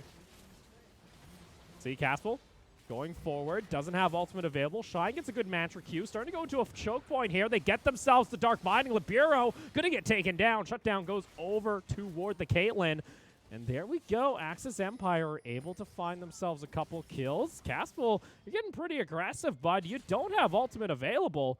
They're just trying to make them back off here. Carino. Oh, Carino with the flank. Does he actually land it? Kagame gonna get that again. Ace in the hole. Connecting. Another heal coming out. Flash forward from Carino. Trying to land here. Kagame's still alive. Caspel, how much are they going to use for this Tristana? They find it, but they're fighting back underneath a tower. Teleport going to come out from Shadow now on this Nico, and they're going to go hunting. It's hunting season. Blaze, he got nowhere to run. The crits are coming out from Shadow, and he knocks down the Caitlyn. They slay the Karma, and Caspel, he's got no mana to escape. I mean, it's the correct fight coming out from Axis Empire. The entire time they were chasing, Shadow's dead. You can try and chase for that and try and pick up the kills, but unfortunately when he gets to the fight off a bit more than they could chew again. Teleport comes back in. Gigami's able to get back to safety after using the heal as well as the rocket jump. This means that Win can pick up some turrets here, taking down the mid lane inhibitor turret. And that is inhibitor down for Axis Empire. Oh no, they find Caspel. He wasn't able to escape. Libero's going to connect here with the resonating strike. Stun comes out. Castle's going to try and fight back, but he's got no mana. Even gets kicked in place. Libera, the BM, dancing before he takes him out. That was nice. That was some style plays from Libero. And with that too, Baron I buff. enjoyed that. It also staggers Caspel's back, meaning now the rest of his team's alive, but the entire time, Winner just taking apart the base of Axis Empire, and their jungler's nowhere to be seen for an extended period of time. There we go. Win continues forward. Shadow doesn't even care about the mantra Q coming out from Shine. Easily stepping up. And that's going to be second inhibitor going down with the Jets, looking for the line to connect. Isn't going to find it. Going back into a double split push here on the side of Win. That's going to be a 3,000 Baron buff power play. And now rotate back to the bot lane. Rinse and repeat. Take all 3 inhibitors and look to close out the match. Yep, bottom lane's the last one to take. No Baron buff left for them, but they can easily just use this. Especially with Shadow yet to go back and complete his second seal. 14,000 gold. Hello. Hello, Shadow. Can you stop making money? The Bearer, as the jungler, has the second highest gold in the game. Tristana's online too now. And you see all of Axis Empire fall down that gold graph as the game has gone. Started all again at that level 1. Being caught out, it seemed, by the lane swap. Very creative use of the Nico. And advantages just came from there. There was, signs of life in the bot lane, but now, it doesn't matter if you have a black shield on you. You're just going to get killed by a Dragon's Rage. Nico has a rapid fire cannon. 75% crit. We don't talk about him. 75% crit Nico has a stopwatch as well, just in case. Bloodthirster went. Difference between the items that Kagame and Shadow has is Kagame is a full, Shadow is a full balk over him. Yeah. Yeah. And he's got as much range now. Just get that enhanced third auto. How come he's not turning into Tristana? Doesn't he get the range as well if he turns into him? I don't think you get the bonus range. You only get the attack range of you. Yeah. Tristana at level 13, attack range should still be very high. But you don't get the Tristana bonus attack range. Ah, I see. You get the Nico attack range. Coded as a minion. Oh, boy. Meanwhile, Shadow is just pushing top and taking Nexus towers. Karina's like, guys, what are we doing? Oh, Caspel splits the posts there on the ultimate. Won't have that available. Stoneplate is going to be used. He got a lot of health, but he has to back off and win. Continue on this siege.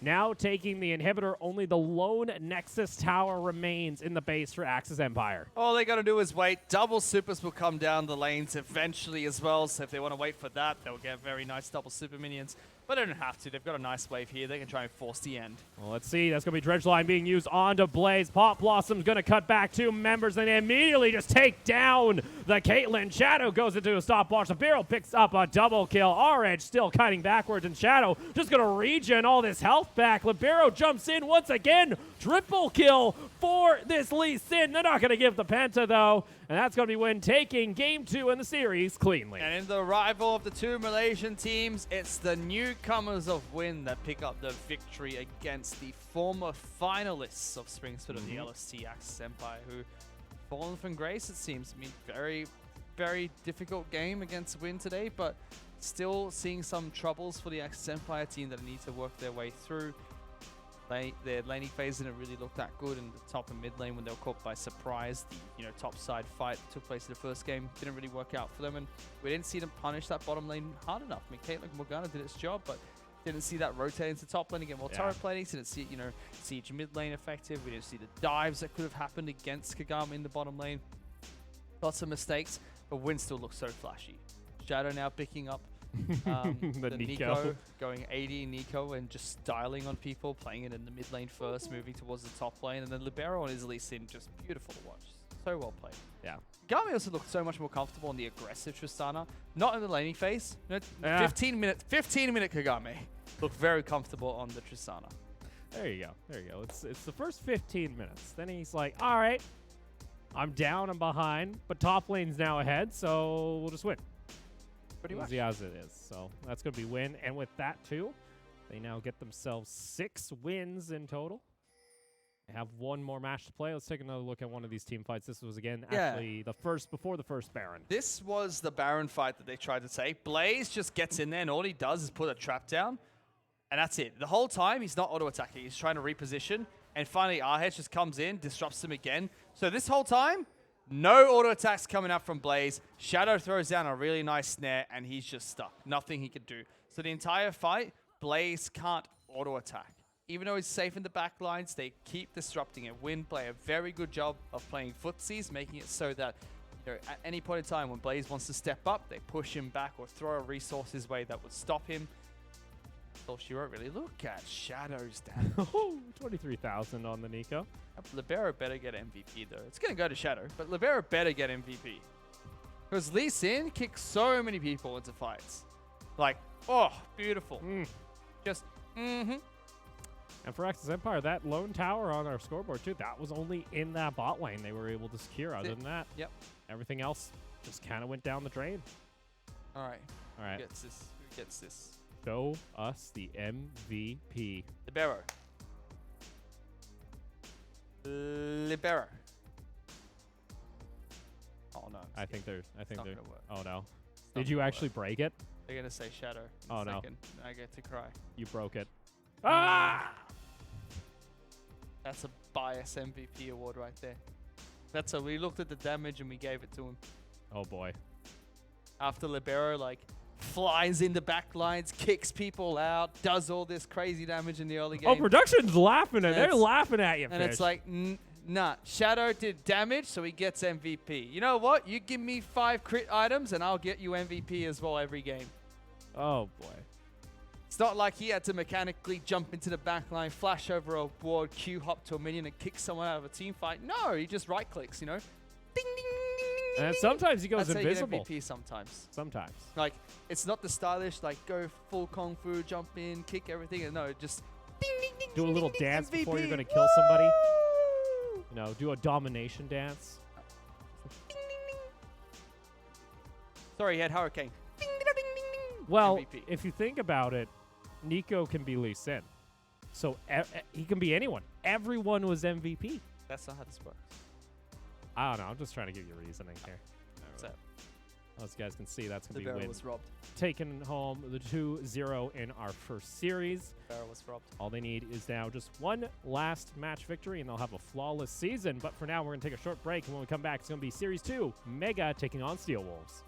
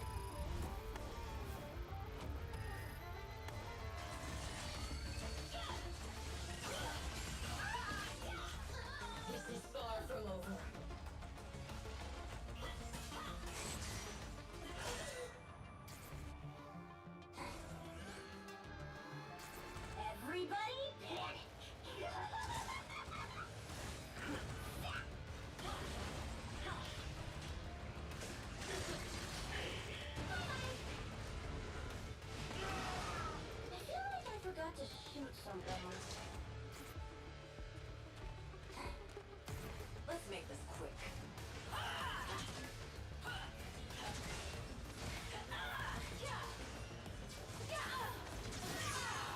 Who's next?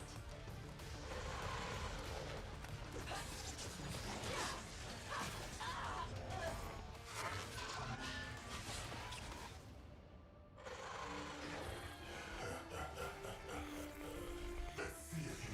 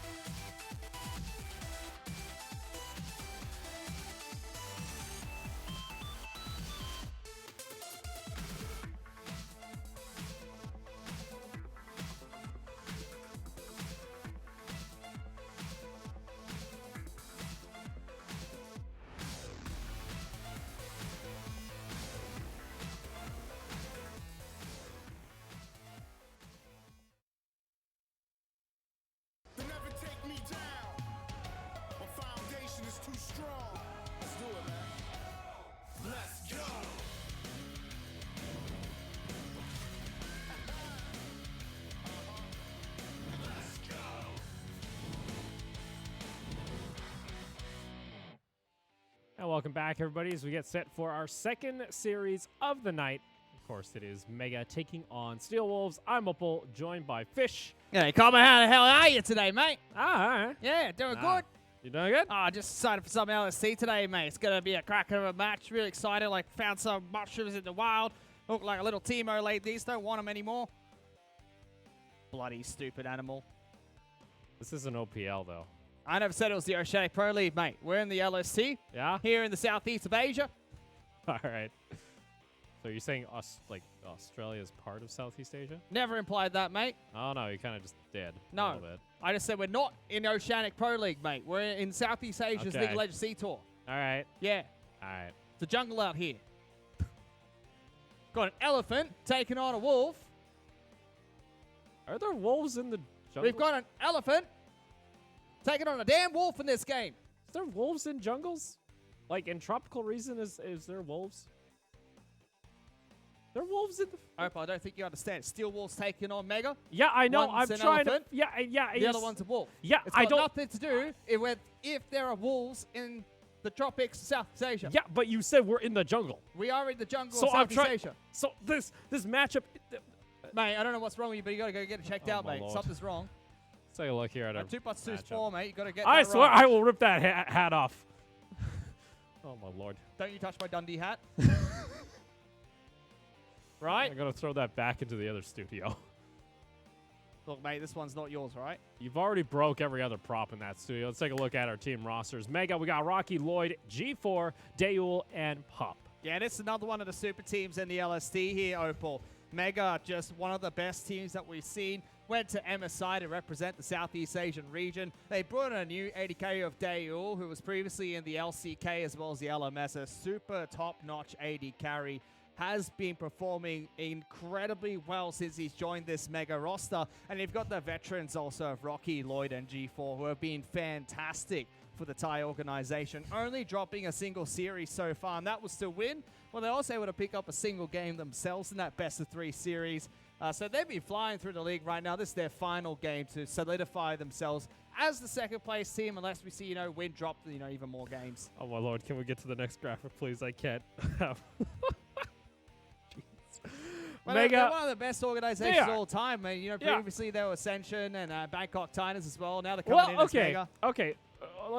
Isn't that correction there? Because Ascension itself was its different org. Mega just kind of took the core of Ascension and brought it in. Yeah, because they were finished in core second. Of Rocky, Lloyd, and G4 have been together for the longest time, mate. They previously qualified for World Championship through the International Wildcard qualifiers back when we had that tournament. Now they're going to go through the C Tour itself. They've been staple household names of the GPL and C Tour as well. Very famous in Southeast Asia. Very, very strong team. This is probably got to be a statement game coming out from Mega. Steel Wolves, unfortunately, not of the caliber of team that Mega are living up to. So we'll have to see, mate, how well they're able to go up against this roster. We're looking at these pretty faces for quite some time. We have. I don't know if our graphics machine is stuck on the beauty that is Mega. Or maybe they just like, hey, there it is. We got Steel Wolves now. We got Spirit, Van Pain, YJY, and Sly. Steel Wolves currently one of our teams fighting for a final playoff spot.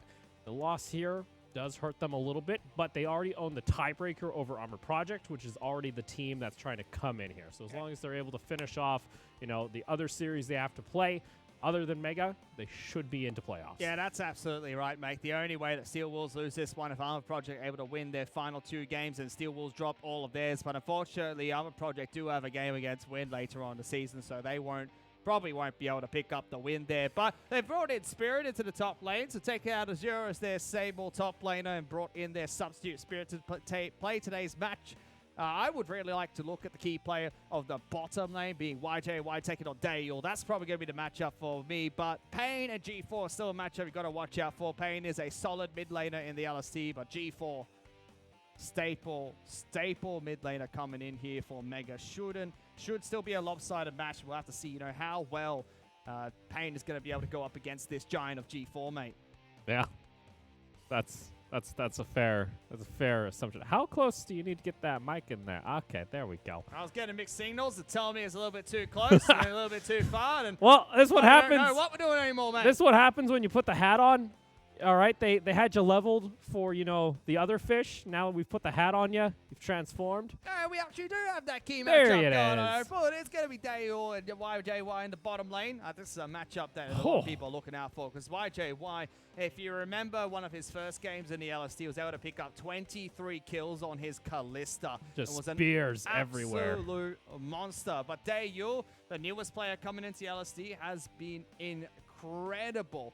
So it's still going to be a tough match, and this is really a battle of who's going to try and take that, you know, number 1 AD carry spot in the LST. Yeah. And Daeul, you see it right there. He had about 1,200, you know, goal difference at 15 minutes. Absolutely insane. That's not how you take off a hat. Oh, I took it off. Oh, jeez. Is that the magic hat? No? What No? are you talking about? Okay. Let's go into pick and bans here. We got Mega on blue side, Steel Wolves on the red side to start things off here in game 1. First, want to see, you know, what do Steel Wolves really want to target here in this draft? Where do they feel like they have an opportunity to try and get a leg up on Mega here in game 1? What? No, you banned staple champions against Mega because their champion pool is so deep and they don't have crutch picks. Against Win or someone, you could probably try and ban out Shadow and Libera's champion pool. But against Mega, who are you realistically going to ban out? Maybe Pop, take away Braum? Besides that, there's no one else you can really target ban. And just for your information, Mega did lose a ban due to one of their players not being able to show up at the required call time. And they will also penalize parts of their prize pool earnings should they earn any, which they have guaranteed into the playoffs. So they have been penalized part of their prize pool earning. It is a small penalty for not meeting the second warning time that was given to them after the first failure to show up. You know, and they've also had a couple times where they've shown up just a little too close. It's for a few comfort. times now. So they had, that's why it's the second warning Yeah. time. So the first Oh. time. What? Never mind. First ban was Hecarim, apparently. Okay, so we have a visual bug. No, the ban is, I don't think it was Callista. Or is that meant to be Callista? I feel like the Callista ban makes sense. Like, the Hecarim ban also makes sense. Wait, what? I was told that they would penalize the ban. I was just told Hecarim was the ban. That's what I heard. I don't know. We'll see what happens either way. I'm pretty sure production got a little bit confused there. But it was, so yeah, it was a penalized ban for showing up late, and they were also deducted some of their price pool for missing a few of the warning call times, meaning they've lost the ban a few times now. And then there's, after you get told your call, so for example, call time 7. If you're not there at 7:01, you get a warning call time of 7:10 or 7:05. I'm not sure what it is. And if you're not there for the warning call time, that's where, you know, you can have further penalties. So they missed 2 warning call times in the LST, so they got a small punishment for it. See Akali being banned out, and Steel Wolves. It's Steel Wolf's final ban is Hecarim. Okay. Yeah. So production warning us in advance that there is a bug. There we go. So all jungle being locked out here by Steel Wolves. And for Mega, that still allows that Elise to be picked up here for Lloyd, and it will be first picked. Very strong jungler and a priority pick in the LST right now. A lot of teams are trying to favor towards Elise as their pick of choice. Here for Steel Wolves, YJY though, without the Callista being available, might resort back to the Xayah. We've seen it before. Plays very well. Have a little bit of utility in there with the Blade Collar, and also get a decent chunk of damage during those team fights if he's left untouched. And I just go Rakan here if you can. Yeah, might as well just get the duo. Might as well just go Rakan. But Nautilus is still available. Nautilus does do well. Ooh. That is... Okay, That's the aggressive. Filipino teams in the LST really prioritize Kiana in the mid lane. And don't get me wrong, Kiana is very strong, but does have her own weaknesses in lane team fights. You saw that yourself when Liab played her yesterday.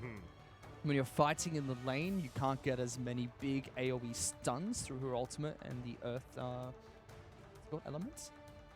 Element alignment. Oh, Renekton gonna get locked in here. This is a staple. I think Mega should just continue and either pick up Pop support, go towards something like Braum here, or lock in Sivir as dual AD carry of choice. You know you're up against a Xayah already, so you can try and take a priority AD carry. I might just go Kench and give a lot of Which is safety fine. to Daeul. And that kind of plays how Mega want to. Mega split up the map into 2, top side, bottom side. I know that It's very traditional that teams do this. Your top side is generally considered your top lane, jungle, mid laner. Bottom side, your AD carry and support. But Mega completely split it, meaning that Pop and Dale normally do their own thing for an incredibly long period of time, while it's Rocky, Lloyd, and G4 making the play. So you usually see playmaking jungler, strong top laner, and they hide G4's pick for a bit, see if they can get anything out of it. So I wouldn't have mind if they picked G4's champion there, because if you're going to show the Renekton and Kiana's already picked, you might as well show your carry, because you're only going to get to see one more pick, and if Steel Wolves are smart, they'll pick their jungler next, so you're not giving away any information by picking it up early. More of then you can just solidify what you want to play about any bans being thrown towards it. But Tahm Kench has this unique aspect where Daeyul and Pop, they can now integrate almost into the Thai top side of Rocky, Lloyd, and G4. Mid-game, they can suddenly use the Tahm Kench ultimate to reposition. Daeyul is probably going to take teleport himself, so he can always jump across the map at any given time to get back into these fights. And already, Steel Wolves respect how strong of an AD carry Daeyul is, banning out Ezreal and Varus. Get rid of some utility as well as just Ezreal, which has been just a staple here. It's one of his best picks. Like, Daeyul is one of the players in the LST say he's allowed to play Ezreal because he actually plays the champion well. But I would have liked to see a Simmer ban instead of the Varus. Yeah. I don't think Varus is very strong in the current meta. Yes, gives you a lot of utility in fights. But I feel that Sivir would be a much better pick here for Mega. I would be surprised if they don't go towards the Sivir pick, or Kai'Sa is still fine. So I think banning up Kai'Sa or Sivir would have been a much better ban coming out for Steel Wolves here. We see the Aatrox being shown here. Means there is a possibility, like we mentioned, staple pick of the Renekton for Rocky. We could still see a beast shift. Hey! Oh, did we see the Sona come out from Daeyul? There it is, locked in. So we're going to have the Sona Kench bot lane. And Mega have played Sona as the carry a few times previously. You know you're up against a Xayah Braum, so you can play this. It's not as of an aggressive lane that could kind of shut down Sona. If that was like a Tristana Nautilus, you can't do it. Sona's not bad here. I would have liked if Mega went towards something like Pyke instead, because they had the opportunity to pick Pyke third as their third pick in the draft phase. And then you get Sona Pyke. Sona Pyke is a gold accelerating bottom lane. Sona will be able to get lots of gold through Kleptomancy as well as Spell Thief's Edge. And then Pyke gets a lot of gold through Targons, which is also shared with Sona, farming the lane, and also through his ultimate. Very high damage, gold accelerating bottom lane. Whereas Tahm Kench, he'll still farm bottom lane because Sona will want to get as many Kleptomancy, Spell Thieves as Edge procs as possible, and use the Targons to, donate gold over towards Sona. But it's just not as efficient with the items as someone like Pyke can be. Will get very tanky, will be a good frontline threat, and can deal some damage himself, but just not as efficient. Still very strong, still very, very safe for this Sona pick. Well, let's see here. We're going to load up into the Rift for Game 1 between Mega and Steel Wolves.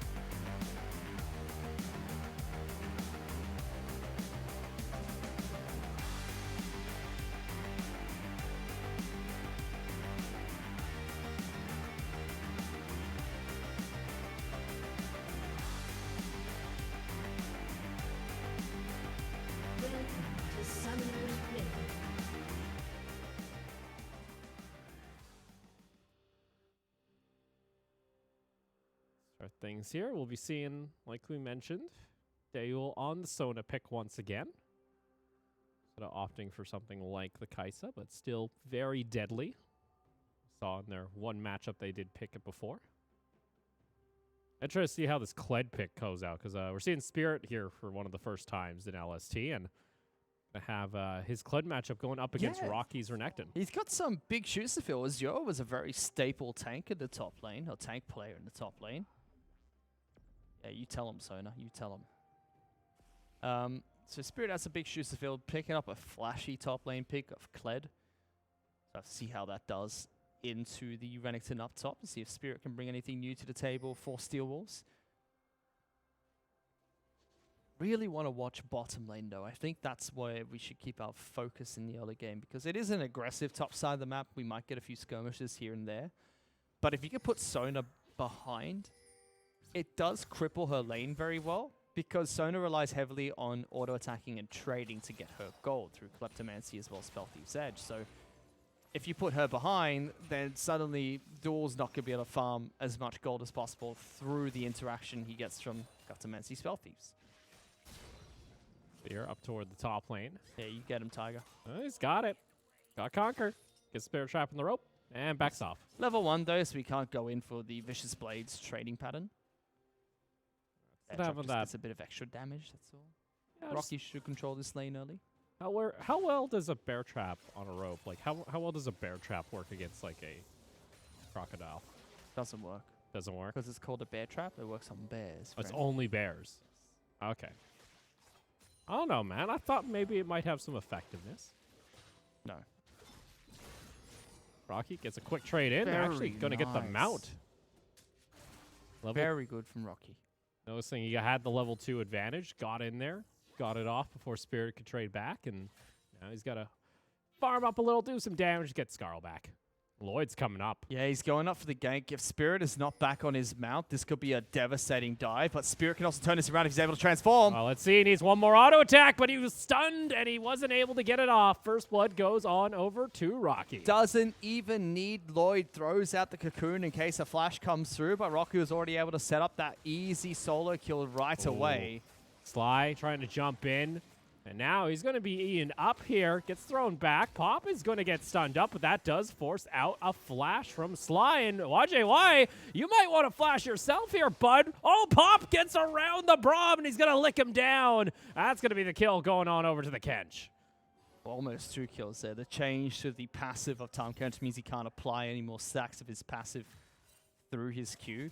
Big find in the bottom lane coming out from Duel and Pop. And that's what I mean by Braum not being this aggressive support. That's not a kill lane. If you get a good Q, that's fine. But if you're jumping aggressively against Time Catch and Sona, one, Sona's going to farm so much gold from her Spell Thieves, Cleptomancy interaction. 2, they're just going to whittle you down while you try to run away, and Spirit's in trouble again. Again, no ward coverage there. And a perfect cocoon off the frame. No time for Spirit to react. The bloody pigs come out as well from Spirit, understanding how good of a play that was from Lloyd. Spirit's been put behind so far as well. And again, using teleport into lane's dangerous because that's the bat signal for junglers to come up. I don't like that too, because our observers were nice enough to show there was absolutely no vision for Spirit to be that far forward. After using teleport, like you said, pretty much the dinner bell saying, come up, we got free gold up here if you want to take it. Yep. And he's already burned his teleport, which means it's a crippling play. Renekton gets a level advantage. Spirit even takes damage going back to lane because Renekton's trying to dive him again topside. G4's in a bit of trouble. Well, let's see. Resonating Strike. Not going to land here. Oh, Ignite, though. He's ticking, but he's healing. Doesn't matter. Pain able to pick up the kill. Yeah, able to get it with the final Q coming out from Kiana just to get that bit of extra damage. But Lloyd's already got Moby boots. And look at him go. He's just run around the map. Lloyd gets extra movement speed when he's in that spider form, so he can run around and try and get a quick gank going. Lloyd already starting to look like the spider that you start screaming when you see in your house. He's everywhere on the map already. 5 minutes in. I got Moby boots at 5 minutes. Oh, look at this CS discrepancy, though. It's 44 CS on Tom Kench to 27 on Xayah. And this whole time, Daewoo is getting great gold from the passive of Spell Thief's Edge, from the Kleptomancy, from the procs of Spell Thieves as well. Here we go. Vanzu able to land it, but immediately Pop's going to eat up Daewoo. It's such a safe lane. You're starting to see why they've gone towards this. If a gank comes down, Pop's able to protect Sona. Daewoo has that teleport too.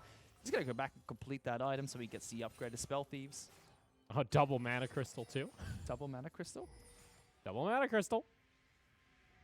Okay. Well, he's going to get it Sheen anyway. Maybe get a tier too. Yeah, but why not go for the tier just right away? Look at Rocky Oh, go. He top doesn't lane. care. Oh, boy, Rocky. Gotta be careful there, bud. Oh, no, Spirit. Oh, no. Lloyd, he's coming up. Spirit's like, no, Spider, go away. I don't want this. Rocky picks up another one. And they just juggle the aggro, pick up another kill. Meanwhile, mid lane, G4, once again, being harassed here quite a bit. That's going to force out at least a teleport here. Yeah, Pop just uses his unsealed spellbook, swaps out his flash, and teleports into the mid lane just to make sure that he's going to be okay. But Mega found the weak point at the moment, which is bottom lane. They've got such a big lead. They don't really need to look down there. The gold accelerant is going to come online for Sona. So they're essentially going to have a farm support and a decent carry in Sona. But top lane's so far behind. Spirit can't get into lane. He's got no summoner spells. Rocky's level 6. You can't really do anything anymore. So they're just pressing down that wound that Steel Wolves currently have in the top lane. Not a great start here for Spirit. It's been a rough one. Currently down 3 deaths in lane. Lloyd making appearances up toward that top side of the map as well as in bot. We did see Vansu try and make plays here in mid and in the bot lane, but it's kind of left Spirit out to dry at this point. Pretty risky even to try and go for that 2v1 on the Renekton now. He's starting to get really far ahead. Pop's the happiest support in the world, by the way. 55 CS. Like, yay! He's got more CS than anyone on the side of Steel Wolves. Let's ignore that right now. Pop is he's a farmed catfish. Pretty. And if anyone is trying or wants to try this in solo queue, the best thing you could do is play Kleptomancy Sona support with teleport even if you want. And you can test out how this works. Try and get as much gold as possible. Tell your AD carry to buy Targons. I think Rocky realizes Vansu might be up here, considering Spirit's trying to go aggressive 2 levels down. Oh, Rocky. Resonating Strike is going to connect, but he gets the stun on Vansu, and no Dragon's Rage available. Dude, Rocky had ultimate there. I felt like he should have fought that. He should have fought that. Spirit's level 5 at the point in time. He should have gone for a big old brawl because he missed his Q. He didn't use his Tiamat. He didn't use ultimate. And he still chunked out Lee Sin to half health. I felt like Rocky should have gone aggressive there, but he might just save it to try and fight Spirit instead. See here, Spirit now has the charge available, so maybe look to go elsewhere. But, oh, Rocky just shredding him apart, and that's the Infernal Drake also secured down on the bot side of the map here by Lloyd. Okay, Spirit needs to run or he's dead. Barrett. Rocky could dive this easy. Barrett, don't do it, bud. Oh, no, he's staying. Rocky could just walk up and stun ya and slice and dice you go. And a few mistakes coming out of Spirit. One, he used his vicious strikes on the minions trying to clear the wave. But when you do that, you can't use it when Renekton jumps in. I mean, you can't quickly get remounted. And Kled going from a champion that's not easy to tower dive has just been tower dive for significantly. Pain. Ooh. Ooh, close. See here, Vansu's just going to try and invade onto the jungle, pick up a Raptor camp at least. Lytho's been happy this entire time. Applying pressure elsewhere on the map. Also getting themselves the Infernal Drake, so this 4,000 gold lead already getting multiplied by the extra bit of damage they get from that. There's also going to be a Mountain Drake later on. It's going to try and get some river control around this Drake. It's a little late though, so be just there for safety in case Lloyd wants to come down. And Daewoo once again. This time around, does pick up the tier. Didn't actually go for the Sheen. That Dark Seal and the Amp Tone. This is where Sona's had the most fun as well. He's completed his support item. Yep. So he can farm now. And get the double gold of both farming as well as using Kleptomancy procs. Oh, jeez, Pain. He's feeling a little bit here as G4 starting to fight back quite good in this matchup. Early levels. Pain was getting assistance from Vansu. Spirit's dead again. Oh, no. Lloyd, come on. This isn't fair. Spirit has to use the ultimate just to get to safety. First break gold's going to go over to Mega. Spirit is 3 levels behind. He's only got a Tiamat. He is out of this game. He can't even farm underneath his turrets because Elise keeps roaming up there and looking for a kill. Pop did burn both his cleanses flash as well as flash there. Pain gonna avoid that knock up, gets the stun down onto G4. Vansu comes on over. Do they want to go for a fight? Resonating Strike does not connect, and Pain needs to get the heck out of dodge. Flashing away, Sly is there, but Vansu just gets taken down. And Pop wants to join in on the fight himself. Gets the slow onto YJY, and Daewoo able to help out. They find themselves a double, make it a triple kill for G4. And Sly, he's walking away. Last auto attack, the Q Quadra for G4. Beautiful play coming up from Mega, trapping them inside their own lane and just not giving Steel Wolves any breathing room whatsoever. Mega are really flexing in this match here, Opal. Pressing down the Pain. G4 finds himself 4 kills, his first of the game. Now this Aatrox is accelerated. off the team fight, and it's an 8,000 gold lead at 11.5 minutes. Yeah. Unfortunately, I'm going to call it. This game is over. Okay. Yep. So we can cut the cameras now. GG, go next. Bit of a rough one here. Spirit is just going to farm before his second-tier tower, and we were wondering, you know, how's Spirit going to do? He's filling in the shoes here for Azure. He's been having a rough game. A lot of that, though, coming out from Mega, though. Lloyd applying so much pressure up to that top side to the point that Rocky could just keep diving this Kled. Some good plays from the team, too. First, G4 being able to know that he can go toe-to-toe against Pain, playing the Aatrox well in the river, and just kiting down, using his damage well when Lee Sin tries to come in and disrupt it. Pop getting the really nice backstab with Tahm Kench. And Duel as well, Daewoo, holding on to his flash as Sona. Didn't flash in for a fancy crescendo.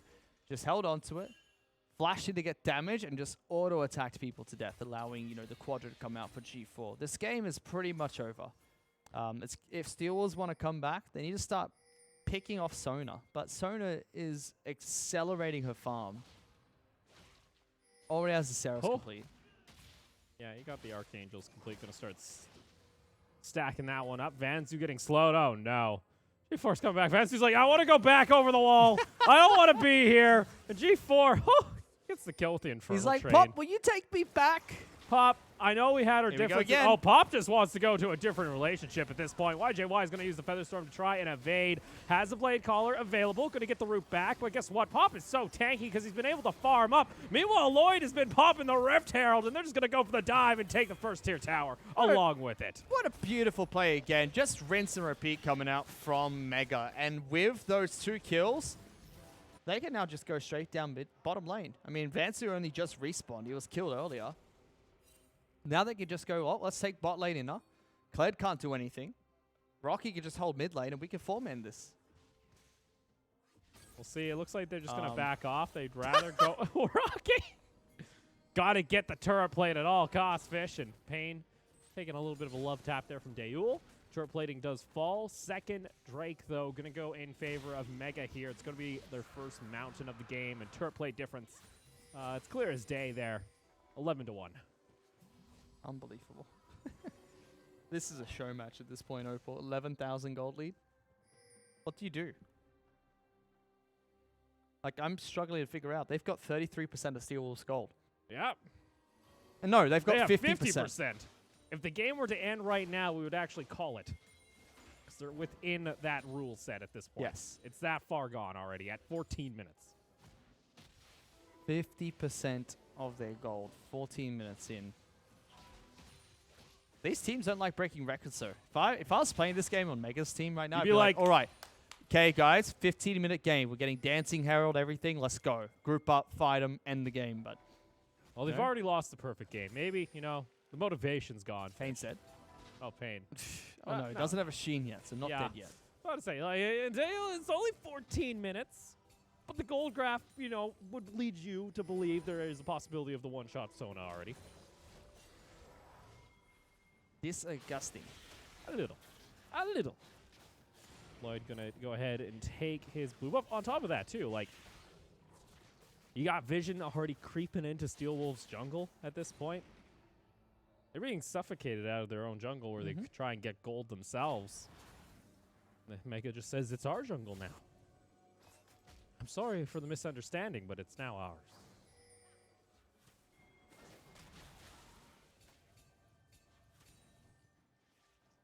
Vision detected. Here we go, Mega. Ping's coming out onto the flank possibility from Vansu and Pain. Meanwhile, top lane. Rocky don't care about you at all, Spirit. Lloyd's also there. Again, I'd be screaming at the spider at this point, but it's still going to be a second-tier tower taken. Mega just controlling the map. There's nothing Spirit can do. Steel Wolves need a huge outnumbered team fight. It has to be a 5-on-2 for them to even consider taking it right now. Because even a 5-on-3, I'd give in Mega's favor at the moment. Meanwhile, first-tier tower in mid lane's taken down. And now Ping's coming out there. G4 is going to apply pressure down to this bot lane. Rocky's still escorting the minion wave into the base. Already start seeing the crits that come out from the sweet spot on the Q. Massive damage. And Lloyd coming over. Lloyd does some decent damage. Here we go. We got ourselves the charge coming in. The teleport, though, from G4. Going to go in for a flank. You got Rocky also there. Oh, no. Steel Wolves are caught in the choke point. Daewoo, though, going to flash away, and they get the shutdown here onto Lloyd. But the rest of the team still very healthy at this point. Blade Caller comes out from YJY. And that's going to be the disengage here. Steel Wolves find themselves 2 kills. I feel like Daewoo could have used that crescendo on that choke point. That's what Steel Wolves need to do 10 more times. And then they've got a shot to come back in this game. But, yeah, questionable decision coming out from Daewoo. Oh, speaking of questionable decisions, that's going to force YJY to go back all the way. Even with the flash, Rocky got to take him down. Yeah, Daewoo could have used the crescendo in that choke point. I felt like he had a clean shot at 3 people. Or even reposition with his flash towards Raptors instead. But he chose to run towards Kiana as well as Zaya. I think that was a poor choice. I think he didn't see Kiana running down the mid lane and thus didn't know what his options were. Regardless, it still would have felt like flashing over Raptor Pit would have been the much better decision there for the Squishy Sona. But all in all, like you said, it's only a small tax here for Mega. They're still very healthy as far as gold advantage goes. Mega can try and push for a win anytime they want. I'm not sure what they're just trying to farm everything at the moment. Vansu got to be careful. No, Vansu. Rocky has 4 levels. Oh boy. Lloyd just steals away red buff. Spirit's like, okay. I guess that's just how it works. I accept my fate now. Okay, you're going to have that Sheen available. We got Pop here that's going to maybe get caught out. That's going to force a flash. A little bit of a poor positioning coming out there from the Kench. Unless Lloyd is just going to get a free cocoon. Daewoo waiting for that shield to drop, and then he'll let the crescendo roll, possibly. Let's see whether or not he does. Holding on for a very long time. Rocky comes over toward the side with the Hextech flash over toward the wall, and they find themselves that kill. Rocky able to slice and dice, and Daewoo will find the kill on Sly. Meanwhile, Pop is going to eat up the Lee Sin. Spirit's going to be sent back to the afterlife, and Payne's going to run through the jungle, but he's got an Aatrox that's just going to slay him down. Payne going to try and do his best to outmaneuver. Chain does connect, has the blasting cone to safety, but G4 should be able to cut him off. There it is. Sweet spot's going to land, forces out the flash. 4 kills for nothing. Mega just walk down mid lane, take a turret, and then they decide, you know what, I want Dragon 2. Pop almost has more gold than everyone in Steel Wolves. When your support has more gold than your most farmed carry, that is a disaster moment. That's signs of the apocalypse. Well, we don't have a hack run, but, 4 horsemen are starting to show already. And that's going to be their second Mountain Drake as well to add on to the Infernal they got earlier. 17-3. 15,000 gold lead. Baron up in 30 seconds, too. Yeah. The game of League of Legends. Yeah, this is a League of Legends game.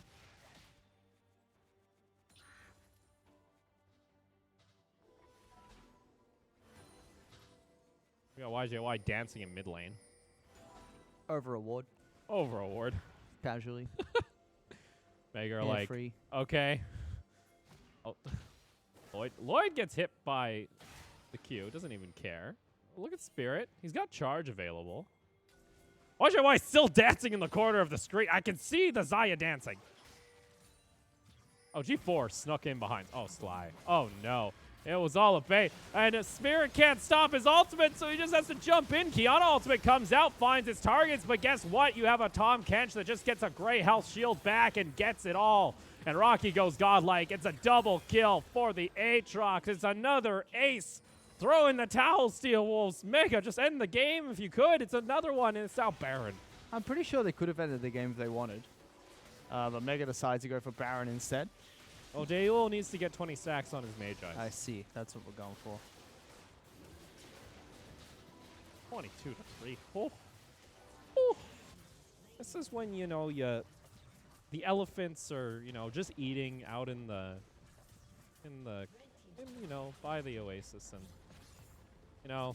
someone kind of walked too close to the baby, and, well, now the elephant's mad. Oh, yeah, this elephant, mad elephant. Rocky's 8-0-2, use teleport to push out top lane. G4's 8-1-5. Tiamat also fully complete. The Ravager's Hydra going to be completed there for Rocky. It would just be one swift push coming in from Mega, and it should be the end of the game. Steel Wolves are way too far behind. They're approaching 20,000 gold. Yeah.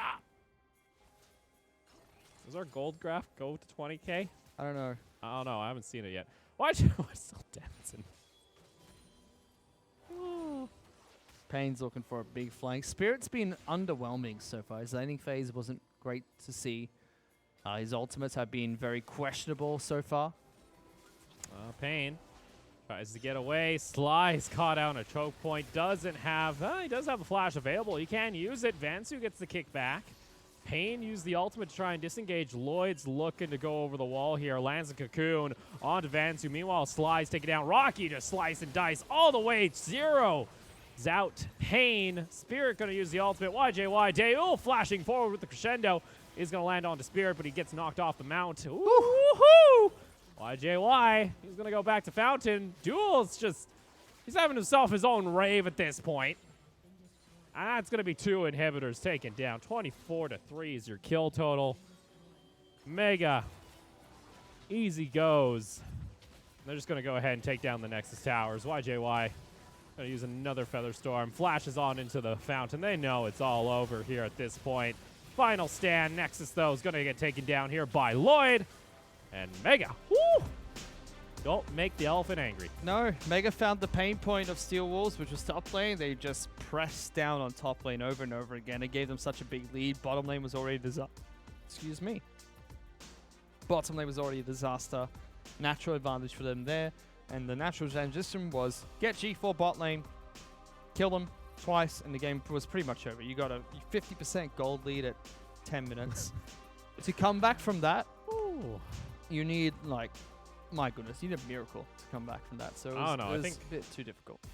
You need a miracle of a might miracle. be. Yeah, like a miracle is like maybe asking for too little. Like you need the angel to come down and be like, here is your miracle. And then from the miracle, another little angel comes out. Here's your miracle.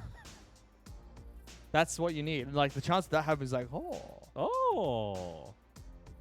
But we're in reality here, and Mega. If the angel was coming down, G4 with the Aatrox just sliced it out of the air and said, no, go back. Because that was clean for Mega. Like, minus, like, a couple of mistakes during the team fights where, you know, it could have been executed a little more cleaner. It's still just a great game from them. And the fight that we're going to take a look at was that first big rotation of G4 in the bottom lane. We don't usually see this coming out from the Mega team, but it starts with G4 getting a good fight against Pain. He's got his ultimate available, and Pain doesn't have any more burst, so he just takes the big fight. Then you have Elise coming in, and it was a really good decision from Pop as well as Daeul to understand they could try and follow up on this fight. So they're going to kill Vansu first. Just too much damage comes out. He's dead. And then Pop goes, I can flank this, gets behind them, slows Steel Wolves down enough for the rest of the team to come through. And look at Daeul. The whole time he's got Crescendo, doesn't use it here, holds onto it. Will eventually use it after the feathers, after the ultimate comes out, and Sly will die. But it was a really nice reposition getting in, so make sure you get the double Q off, get the extra damage, and set the play up for G4 to get his quadra kill. Now let's take a look at that gold graph. Oh, we do have 20k on that graph. Yeah, it does go that high. At 20. That's the biggest gold lead we've seen. My goodness. Yeah, unfortunately, Steel Wolves has been on the receiving end of, from our top teams, some of the most heavy-handed victories. Yes. Wynn had a perfect game in 18 minutes. Now this game here, 3 kills away from a perfect game for Mega. Yeah, very close to a perfect game, but Mega played it exactly how you expect them to, which is slow, methodical, how they would clean out a game. I would have liked to try and push it a bit more, especially since MSI, where we saw, you know, Team Liquid's notorious defeat against G2 in under 20 minutes in the grand finals match. I would have liked Mega to push a bit more, see what their limitations are, because it would have taken 3 or 4 thrown team fights for Steel Wolves to even have a horse in the race. Yeah. So would have liked to see try and force it a bit more, be more punishing, be more commanding, but still slow and steady, won the race. And that was just brutal to watch. I don't know. I can't take any more of these beatings today, O4. It's just been a day of of the clap. Yeah. Coming through. G4. So what's Gonna get our MVP with that quadra kill. I know you. No! What? He just got a free quadra kill. That doesn't give him MVP. He was struggling in lane. You give it to either Rocky, you could give it to Elise, or you could give it to Pop. I'd be fine with any 3. Pop deserved it more than anyone. As our producer Pop Eric got goes the in flank. behind the computer screen. Pop got the flank. There's some... No. All he did was he just picked up his stick like this, and he was just like, my name's Aatrox, and just went bang, 1 kill, bang, 2 kill, bang, 3 kill, bang. And he's like, MVP. He did it. So he goes, I did good, right? He was like, yay, MVP, it's me. Meanwhile, Pop and Elise and like Just Rocky are like- like, what? Did you not see me kill the Kled you don't like see 6 me times? pretty much like creep block their entire team with the Tom Kench. Did you not see me turn Kled into a ranged minion? Like, that's what he did to him. Kled was just like, I bear trap. Bear trap. That's what it... Oh boy. Oh boy. Well, if we're going to go ahead and take a short break and, you know, cleanse ourselves a little bit, and we'll see whether or not Steel Wolves can show some signs of life in Game 2.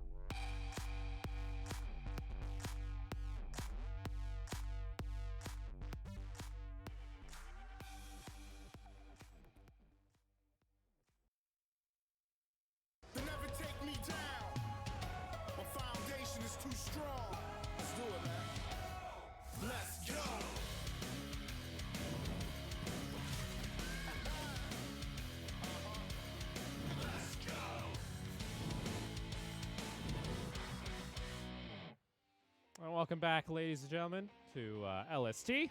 Wait. Thought I lost my stick. Ah, okay. Your stick's always been there. Fine. Not gonna lose your stick. You were saying? Welcome back I to don't know. LST. I'm watching this end of the stick. I'm gonna just take a step back here. There we go. Yes, and set for game 2 here. It's a very long stick. Why is your stick so long, Fish? Got him. Someone clip that and send it to me, please. That's a voice line.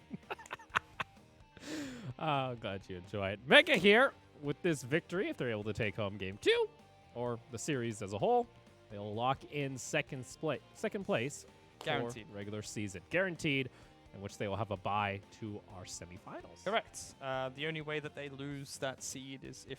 Actually, no, not even if win-lose.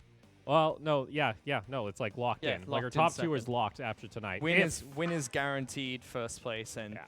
Mega winning this next game will guarantee them second, so you'll have your 2 semifinals bye teams locked. Mhm. Pretty cool. Pretty cool. Pretty awesome. As long as they're not late. And I think Mega were 2 inhibitors away from actually locking in first, because when they played against Win, Mm-hmm. they actually took the first 2 inhibitors. Yeah, it looked solid. And then when we're like, Hi, we like to play League of Legends too. Yep. And Oh, came man. by and came back with that series. But today has been absolutely brutal. Like, it is unbelievable how brutal today's games have been. It's been a little rough, you know. Little. Man, people are getting like that, man. I don't It's know. not We're great. seeing like, you know, It's been a we have Kleds that are turned into plushies at this point. Oh, We're yeah. seeing That was a melee minion that came. see here. Pick a bands for game 2. Steel Wolves on the blue side. Mega going to be on your red. Interesting, we're seeing Dayul actually bring out the Sona once again, so starting to be another pick that Mega can rely on, starting to come into playoffs in case, you know, his others are banned out. Again, talk about, you got deep champion pools for all these players. You're not going to be able to ban out Mega. Renekton, though, did draw a ban here in game 2, as it is going to be locked away, and Rocky not going to have that available to him here in game 2. As Steel Wolf said no, and Hecarim being banned out here. So Vansu is drawing some bans for that Hecarim. Yeah. I mean, he's known for the pick. It's his pocket pick. It's one of the few picks he performs well on. So they'll ban Kalista after this too. And just take away the 2 pocket picks that Steel Wolves have that give them really good success in the early phases of the tournament. Makes Aatrox sense. too. So both solo lanes banned out. Yeah, they're like, we don't want to play against that. G4 is too good at Aatrox. No more. He Don't co- hurt me. He kill stole. I can't take the pains. Can't handle the quadras. And the spooky darkened sword demon guy. Yeah, Kalista also going to be banned out here. So all those niche pocket picks for Steel Wolves being the main victims here of the draft. See here for Steel Wolves. What's the last thing? They're also going to ban out the Sona. They say, okay, we just don't want to deal with any of this composition. Like Mega, if you're gonna win with a different composition. Kind of what they're going for. Oh no, Silas going to be the last ban here, so that's taken away from both Rocky and. What was the final ban? What did they ban out here? Karma? Yumi, Karma, Elise. You don't want to give it away. Oh, just get rid of Akali. At least not bad. They're like, whatever. I don't care. You can pick up those OPs. We'll just get rid of what, you know, could be specialty here for Vansu here. That could be an Olaf first pick, though. Get the Viking in the jungle. And it will get locked in here, so see if they can use the Olaf to their advantage. Try and make things happen early. That requires Vansu, though, to be very proactive on the map early. I feel like they want to see this Olaf really pop off or anything. I mean, he's an aggressive jungler, so it makes sense that he would be able to play something like Olaf in replacement of his Hecarim. Lloyd here, though, is going to have the Jarvan. Though we have seen, you know, the Jarvan support come out now twice in the LST, so we'll see exactly where that's headed. Unless they pick in the Yumi, then never mind. Who knows? Yumi carry. Hey. Thinking emoji. You can go invulnerable and weave auto attacks. Boom. Wait, that's actually genius. Yes. Why doesn't anyone do that? Exactly. They're all dumb. That's why I am the 6,000 IQ player. That's just foolproof. You get in danger, you just hop onto your support, and then you hop off and you can kite. Insane. We're going up against the Ezreal, and as well as the Karma getting locked in. So a lot of mobility already being shown here by Steel Wolves. A lot of strong picks coming out from Steel Wolves too, whereas Mega have just taken some decent picks, like Jarvan, Yumi, and Corki, all very good, but you've given away Olaf and Karma. Job-wise, no pushover when it comes to Ezreal as a pick. I do like that G4 locks in the Corki. It says we're just not going to let you get the Corki Ezreal comp. It's something that a lot of LST teams like to have, and it's a very safe carry composition to work with.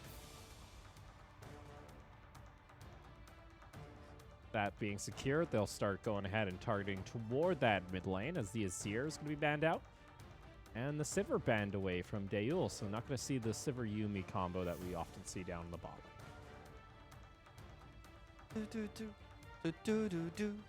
Like our music?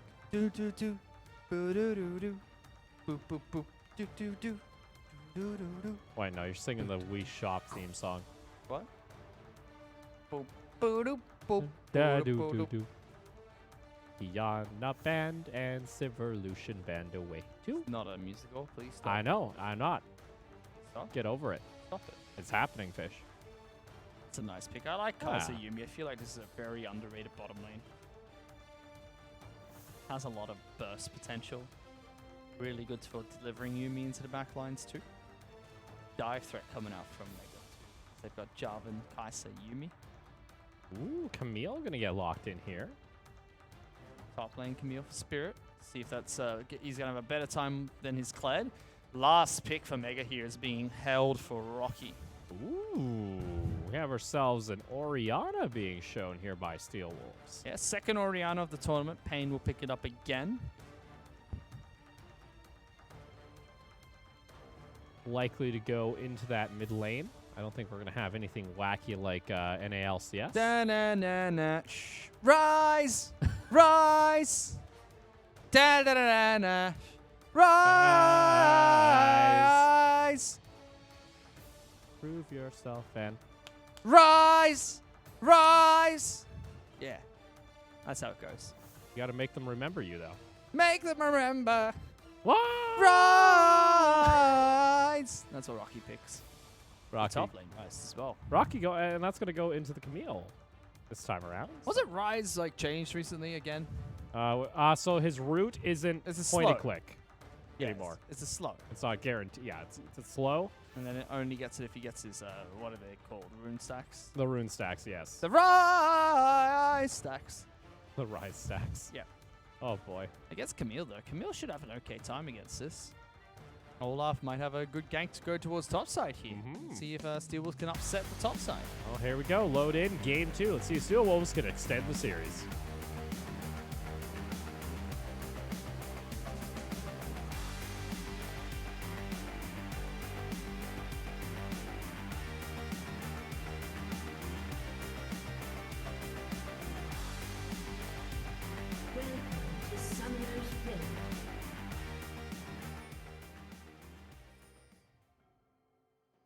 Steel Wolves here. Try to sneak in on top of a ward, though, so lots of pings coming out.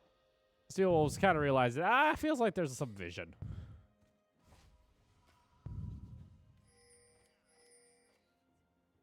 Why did Karma not buy any items? Shh. Sly has not bought anything. He's going to lane without items! Oh, no. Wait. Let me just... Hang on. Give me a second. Rez! Karma didn't buy items! Sorry, I had to tell him. I don't know if Oh, you can no. hear me. What has Sly done? Sly? He's gone to lane without any items and no. support items are gold generating items. Sly has made mistake. Sly has made quite a mistake here. Oh no. I'm waiting for the question pings. Yeah, I'm waiting for it too. I think Mega will eventually realize after pressing tab and just be like, Karma, no items? We kill her now. She has no potions. Like, she's going to take a bit of damage and press the potion button. It's like, Why am I not healing? why no heals? Oh, he just took a little bit of damage. He's using mana. It's a Comet Karma, so lots of poke in lane coming out for Sly. Surely he knows. When's it by gonna now. happen? Maybe this is the play, Fish. Maybe. I'm listening to your Horrible silly rationale. idea. Okay, what is this? No support item. Save the gold. Buy a bigger component. Or Lloyd. Ooh, Lloyd. Oh, Fansu. Damn. See, Sly doesn't need items. Well, maybe he does, because he's not going to be able to catch up to Lloyd here. Ends up exhausting the flash. Oh! Lloyd! Oh, he's styling. And he's going to get the flag drag. That was nasty. First blood going over to the Yumi. Going over to Pop, not the best player to pick it up, but still the Red buff style. Yumi. Let's go. I'm ready. The stand still and juke play coming out from Lloyd. Beautifully done. Vansu went Ooh, hyper aggressive. Spirit. Spirit. Ooh, if that was Old Rise, you're dead. Yeah, if that was Old Rice, he's dead right there. Oh, this is going to suck, too, for Steel Wolves now. Their bot lane Pop can just get the quick auto attack with that shield. He'll also have a red buff ticking onto this bot lane. Yep. Oh. Haven't been able to punish Sly yet for not having items, but he's not generating any gold here. So over time, they're losing so much for this. You can see Pain, pocket pick for him. He's able to trade very well against G4. Orianna does well into these control mage matchups, like against Azir as well as Corki. All right, Fire Cat. Pop's hunting for it.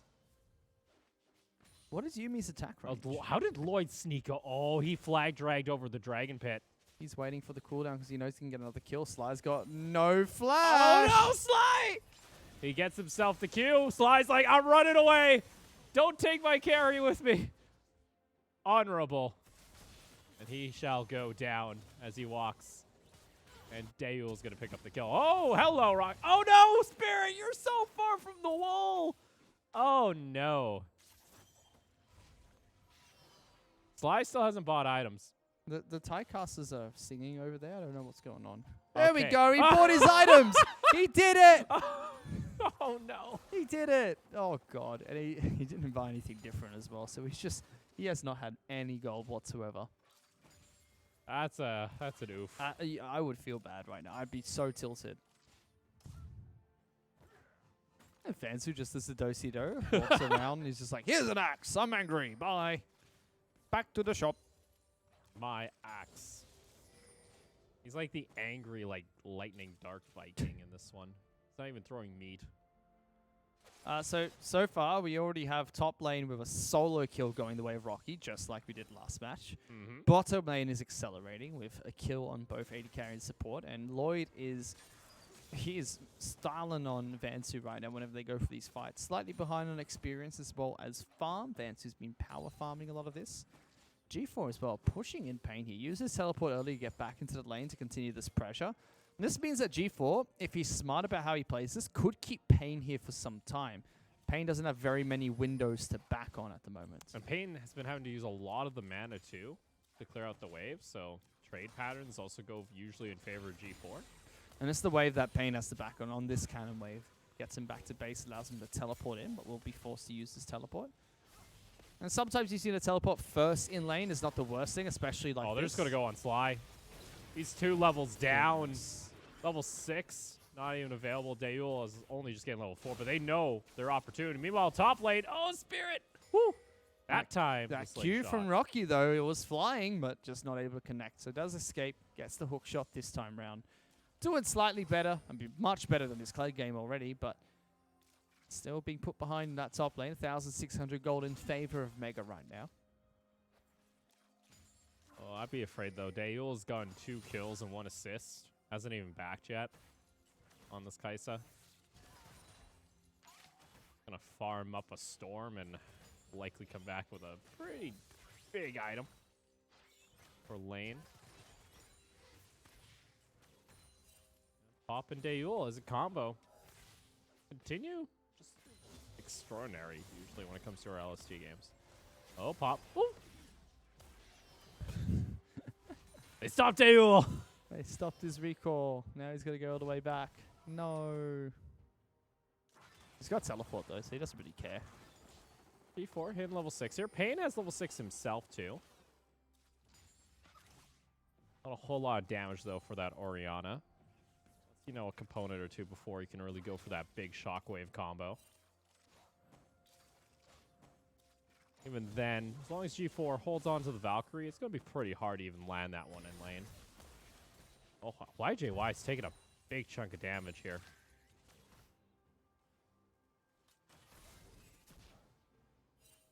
Yeah, well, this time also, he's looking to rush Stormrazor instead of what we've been seeing from him usually with Manamune. Stormrazor's not too bad. A lot of Korean players still like to go towards Stormrazor. But yeah, Dayul has gone towards it once or twice, but is like most of the players a Manamune rusher. Wants to get that initial damage. It is very potent early. Ooh, G4. Caught out there by the shockwave. Gets back to set safety. up for a dive. See here. This is mind games. You can see G4's playing towards the side Jarvan's on. Oh, just trying to here we push him go. the other way. Payne, he gets caught out. He has to go back to safety. Meanwhile, Van Su was trying to go for the back side, and there it is. It's going to be the knockout. Can Lloyd keep him there? Is it enough? Oh, Lloyd is able to pick up the kill. And like you mentioned, now Rocky joins in. Prowling projectile, meteor. It lands, and Pop gets the kill. Killer Instinct's going to land back over because he got the tag. And Lloyd, he's pulling off the G4 and stealing kills. He flagged him, Opal. Woo! Oh boy, what a good fight. I mean, the dive was a good attempt coming up from Steel Wolves. They understood that Payne was able to get enough damage down, but they were so slow to pull the trigger. Wave wasn't bouncing in towards the turret anytime soon. Shockwave already used, so you can't use that in the fight itself. So Mega were able to set up for that, and really good awareness from Rocky to get within range of a Realm Warp, just to make sure you could get down in time for that big fight. Duel as well as Pop rotating over at the perfect time as well. Two-shot barrage. Ooh. Nice effort. That would have been a blind steal, actually. Oh, no, he's got a ward there. All right. That means the Mountain Dragon goes the way of Mega. 9 minutes into the game, not as drastic as the last one, but a 3,000 gold lead. Steel Wolves are really hoping that they can find a few good picks with this Camille and Olaf, and then use Orianna to try and find a big 3,000 elo Shockwave.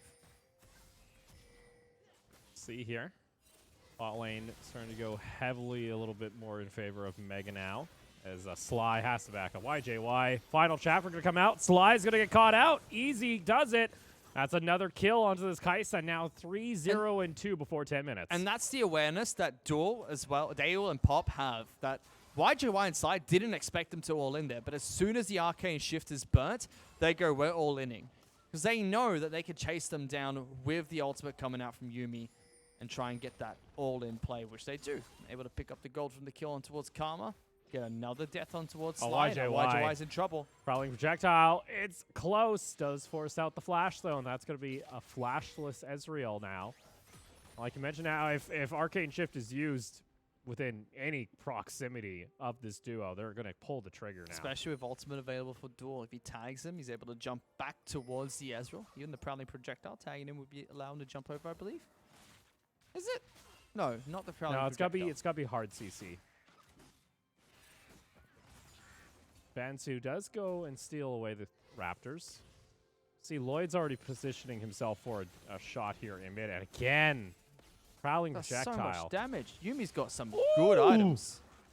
Stretches the range there. That's going to be the double shockwave, but they already pick up the kill. It's going to be a teleport and a teleport coming out from both sides. Spirit, uses the oh no! Using everything there, even using the ultimatum. They get the shutdown, but at what cost? Because Rocky's joined the fight at this point.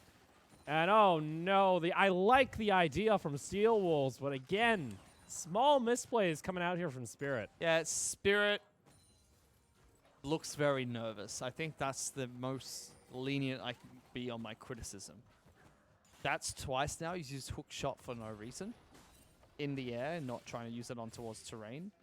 And Azure is a veteran player. He wouldn't make a mistake like that, but this just looks like nervous plays. Oh, exhaust immediately used. YJY. Oh, no.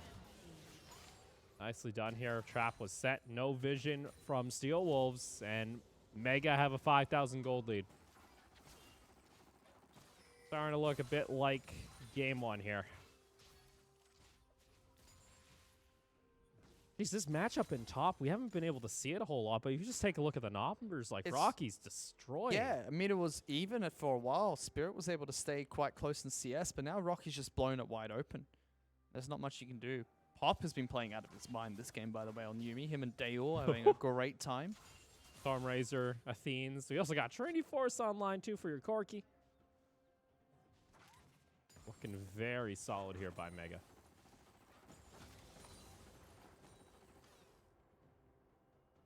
Got some vision down, but look at that. They've even snuck down deep vision into Steel Wolves jungle. So that's in the cheeky brush as well. That's the brush where not many people check on the way to lanes or in the jungle, so you can keep a control ward there for a very prolonged period of time. And it just gives you full information if this Olaf's going to be nearby to, retaliate. He also got Mega able to pick up the Rift Herald. Oh, Pop. Got a blind check there. Woo! Gets back to safety. That was the plan. Pop goes in. If there's an Olaf there, he'll be able to jump straight back on towards Daewoo. Oh, look at Payne. He's going to try and look for a play here. True shot barrage, and Mega, look for a disengage here. That is an aggressive Olaf. Daewoo could turn this one around if they wanted to here. Tag's going to land. Van's coming. No Ragnarok available. Here comes G4. He could go over the wall with the Valkyrie if he wanted to. Just trying to get a little bit of poke. Here he is. Going to rejoin onto the fight. They're able to survive underneath the tower. Pain takes a lot of damage. Probably projectile is going to land. But it looks like Steel Wolves are able to back off. But meanwhile, in mid lane, Orianna shows bot. Shelly shows mid. And that's the punish. They committed so hard for that play, but Vansu flashed and threw his axe way too short of a range. Didn't even clip Daewoo, who still has his flash available. Very well played by Daewoo, as well as Pop to disengage her even through the Ragnarok. So nicely done. And they don't get a return kill. But without Jarvan being down there or without mid lane having some crowd control, it's very difficult to lock them in underneath that turret. Very nice play. They'll still take some camps inside the jungle. They'll take mid lane out to turret and look for the inner turret as well. Vansu doesn't have Ragnarok at this point. He might try and go aggressive here, but Sly, Mantra Q not going to land. Daewoo and Pop are nearby. Can turn this one back. Tags them. Killer Instinct is available, but he'd be diving into 4 members. Meanwhile, top lane, Rocky this entire time. Yeah, They're just taking turret plates. There's 5 people down here, so Rocky could just freely push into top lane. The only teleport available is for Pain. I don't think he really wants to teleport up towards this top lane anymore. Another turret going the way of Mega. Now the 8,000 gold ahead, Opal. Just a matter of time before it's a left-right good night. Steel Wolves are just separated. What are the pings coming out here? Oh, that's a lot of pings onto the Olaf. They're getting angry now. They're starting to get angry at each other. Vansu, yeah, I start to be wondering your positioning too, Vansu. He's going to get caught out, and oh boy. Question marks from the team earlier on. It's not looking good. Look, that was a bad place to back. You don't back in between the lane. Like, if you back right there, where's your escape path? Oh, if you get Sly. caught? What are you doing alone? That's another just easy kill. Daewoo's unstoppable. Gee, oh no. Oh, oh my God. What was that? That was the big one. That was just one big one with Sork boots. That's a level 2 ultimate, by the way, for the Corki, because he does have level 11. Oh, see, just the big one. The amount of damage he gets off. Insane. This is disgusting. 10,000 gold in their pocket. See that lead? Starting to dig a trench. They're going to pick up their second elemental Drake. G4 just going to use the package to join in. As I didn't need to use it anywhere else, I'm going to go head off back to base, spend my gold. Daewoo will do the same here shortly. Vansu just going to get some rafters for his trouble. Rocky might just come down here. Rocky is 4 levels on Vansu. 2. Oh, he is 4. Wow, he is. He is 4. Shockwave. Oh, Rocky misses his flash, and that will cost him likely shutdown going on over to the Olaf. Yeah, that was a bad play from Rocky. He should have flashed much earlier than that, running straight towards the Olaf. Thought he could take it for a bit. Good play from Steel Wolves in to capitalize on that pick, but there's still 9,000 gold behind Opal. I don't see how they get back to this game. Oh no. Oh no. He's found him. He dead. It's Hunter. It's Hunter Corki. Oh no. Vansu. Can't even do it. They say, that's what you wanted to do, right? Poor guy. He just got a pick and he just gets hunted down inside his jungle. What is going on, Opal? And Mega just gonna look at how much vision they just denied. Those jungles are in complete darkness here, minus a control ward put down only now by Sly. That's one thing. Mega, their ward clear average is, I believe, the highest in the league. So once they get that aggressive positioning, once they start getting their advantages, they just deny. They make you go blind. G4, maybe too far forward. A lot of the time, we're starting to see Mega getting a little caught out here. Pop is nearby. Can try and turn this one around. Daewoo's there as well. You got a Kaisa, lots of damage, but guess what? Steel Wolves are able to find themselves another kill. Mega having to run out of the jungle, maybe getting a little too confident. Rocky's going to rejoin. Spirit going so far ahead, and now Rocky can try and turn this one around if he wants to. A lot of damage, though, onto this rise. Oh, Pain! Just a sliver of health. Daewoo, probably projectile. It's going to land, and the Cathian Rain finds the Karma, too. Axe not going to find its target. Mega turn it back at 2 for 2. That was a 5-on-3. It looked so good from Steel Wolves getting G4 and Lloyd to start, but even 5-on-3 They just deal way too much damage. There's a Magi stacking on this Yuumi who has 3 items. Rage Blade. Kai'Sa with Rage Blade, Storm Razor. Like, they're just way too strong at this point. That's the best Steel Wolves are going to get. And even then, they try to get more, and they just get chased away. Unbelievable. The entire time, Rocky's just split pushing bottom lane, just taking free farm left and right. Dale's like, that was mine. Dale's like, bruh, what are you doing? I wanted that red buff. It's all right. Now the dog spits hot fire. Goodness. Spirit gonna back off here. Gets a little bit of ward coverage, realizing he shouldn't be that far forward. Small little slip up there by Mega, but Steel Wolves, they chase so far that it just gets equalized in the end. They're gonna need Mega to do a lot worse than that. This is painful. Like, I'm in pain watching this series. I'm in pain from today's matches, Opal. They've been a little one-sided for your flavor? Yes, they have. And it's not even one-sided, like, very convincingly. Mega should have won by now. This game should be over. Mega should be marching on towards the Nexus. But they're just playing so methodically and so safe that they're not even close. All the inner turrets are open, so Steel Wolves, they think they got a chance. Lloyd jumps in with the Cataclysm. Sly, there it goes. Killer Instinct. They're able to save that Karma. Spirit able to hook shot in, but can he actually lock down any members? Pops in there in that pit. Daewoo, beautiful stopwatch, able to avoid the shockwave, and now re-engage. Going to come back from Mega. True Shot Barrage finds its target, but doesn't find the kill as the heals comes out from the Yuumi. That's a double kill going over to G4. And that's why. It's just so brutal to watch. They are so far behind. They can't even take fights that should be going for them. Good use of the stopwatch coming out from Daewoo in order to get away from that ultimate coming out of Orianna. And it's that, Baron time. Big old Baron. Trying to time the projectile Baron, perfectly. Baron, Baron, Baron, Baron, Baron, Baron! You're going to try and make that a thing here in League of Legends? No. No? Just what else do we say? 6-0 and 5 for Daewoo. 20-minute Baron on timer. On timer, yeah. Just run down mid. Come on, Mega. Stop it. Just run straight down the mid lane. They can. Rocky has his Righteous Glory now, so he can run at them really fast. Run straight down middle. Past their team. Got the pack. Sly's dead. Oh, jeez. Woo! Here comes G4 over the wall, and Pain now has to avoid. Oh, no. Beautiful dodge coming out from G4 with the other Valkyrie. And YJY, I wouldn't stay there for too much longer. Has to flash over the wall. Lloyd can go over. Has no Cataclysm available. But G4 is just going to flash over, and Pop is along for the ride. Does get taken down. Final chapter going to be used, and that does force Pop to have to back off. Daewoo wants to take his time. Shine's going to come over the wall. Daewoo, Killer Instincts over back to safety. Gets a huge heal, and Lloyd on the front line trying to tank up as much damage. Cataclysm comes back off cooldown. A Cathian Rain does its damage. Go! It's going to be a godlike Kai'Sa and a double kill for Daewoo. That was 4-on-5 the entire time. The fight was so long that Sly respawned. The entire time, Rocky's just like, I hate my team.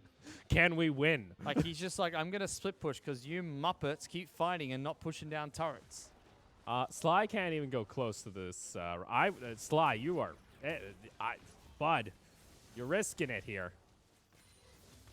Rocky has 5 levels on you at the moment. Goodness sake. Rocky can just turn around and go, I'm going to snap ya. Our mid lane inhibitor turret finally gets taken down. Not going to get the inhibitor. Yeah, you know, the 8-0 So and for 6. some reason, Lloyd's doing dragon.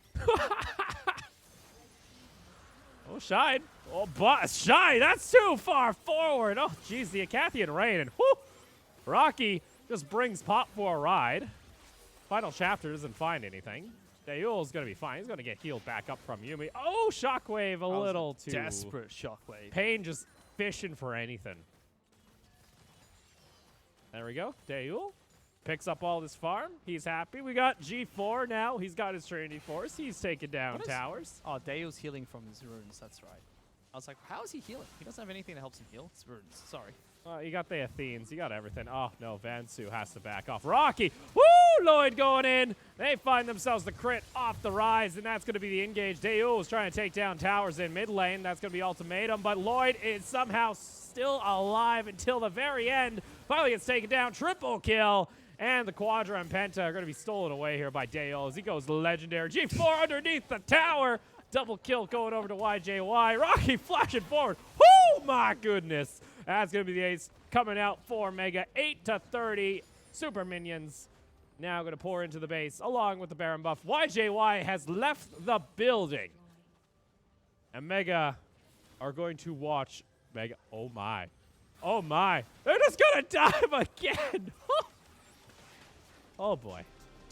A little BM there, but That's not nice. that's a bit BM. He already left the game. Yeah, you don't get the resistances anymore if you connected earlier. Ooh, Mega. Ooh. Also, a little bit of a, a little thing toward YJY there. Usually, you don't end the game. You don't leave the game that early. So, either way, series over. Mega take it home, and with that, they will lock in second place in our playoff bracket, getting a bye to the semis. That's right. Second place being locked in there. Well played coming up from Mega. That was brutal. Okay, that game's over. Can we cut? The series was supposed to start 13 minutes ago, by the way. 9 It's been a o'clock. quick game. Been a quick day. Oh man, I just feel like I would be very tilted if I was Steel Wolves after that game because it was just a one-sided affair. Well, and it it just wasn't. it It went wasn't a straight like you're out. It was you got clapped early and they're like, oh, we feel like we've got a chance because it's And they're 22 like- minutes in, but they don't know what their gold difference is, so they don't know if they're 6,000 gold behind. But they're like, sorry, you're already If I was 20k Sly, down. I'd be very tilted. Not buying items for the first 5 minutes. Yeah, Sly kind of messed up. Yeah. But Steel Wolves just didn't have any sort of cohesion. I don't like bringing in Spirit here. I felt like Spirit was a very nervous player, and Azure was much more staple as a top laner and more solid. I would have liked him to stick with Azure there. Spirit didn't impress me. In fact, in both games he got solo killed by Rocky, and in one of the games was one of the reasons why they dropped down so quickly. That's who now. For Steel Wolves and Axis Empire, both of them need victories in their next matches. Yes. Because they are currently on the bubble with that loss. Steel Wolves should still be fine because of the head-to-head against Axis Empire. So They might be in playoffs. Steel Wolves are locked in for playoffs. Okay. They cannot lose because if Armor Project win, they're in over Empire. If Empire win, they're in over Armor Project, and Armor Project cannot get the extra point to beat Steel Wolves. Let's take a look here. This was a proactive play actually coming out from Steel Wolves, and it looked all right. But like you mentioned during, the game, it felt like it was a little too late. They didn't really know what they wanted to do. No. This was a good dive attempt, but again, Vansu's like, I'm going in. Sly's like, oh no, I see the Jarvan, run away. And then that's it. Payne's out of the fight now. Vance can go in for the kill. Why is Payne walking back that way? Exactly. It's happy feeding. And teams need to be decisive when they make these calls no. because as long as you commit together for a bad call, way better than not committing, way better than half committing to a good call. No. So would have liked to see more decisiveness coming out of both teams actually. Mega, although winning the game in very Dominating fashion. dominating fashion, would have liked to see a bit more decisiveness in how they close out the game. Same as the win series today. Like I would have liked to see them just put that nail in the coffin, call it a day. So, your top teams in other regions, when they're given that much of a goal lead, Yeah, it's done. game's done. Game's over. They will push for turrets. They will dive. They'll press their advantage. Because the longer the games take, like sure, this is only a 23.5-minute game, but still, if you close out those games effectively. And at the highest of levels, we've seen teams like SK Telecom come back from 10,000 gold deficits by stalling and stalling and stalling. So there's always a chance if you're stuck at a 5k goal lead at 15 minutes in, that just starts to shrink and shrink. And MVP going to go over to the kitty as Pop takes it home. Yeah, that's well deserved. Pop had a very good game.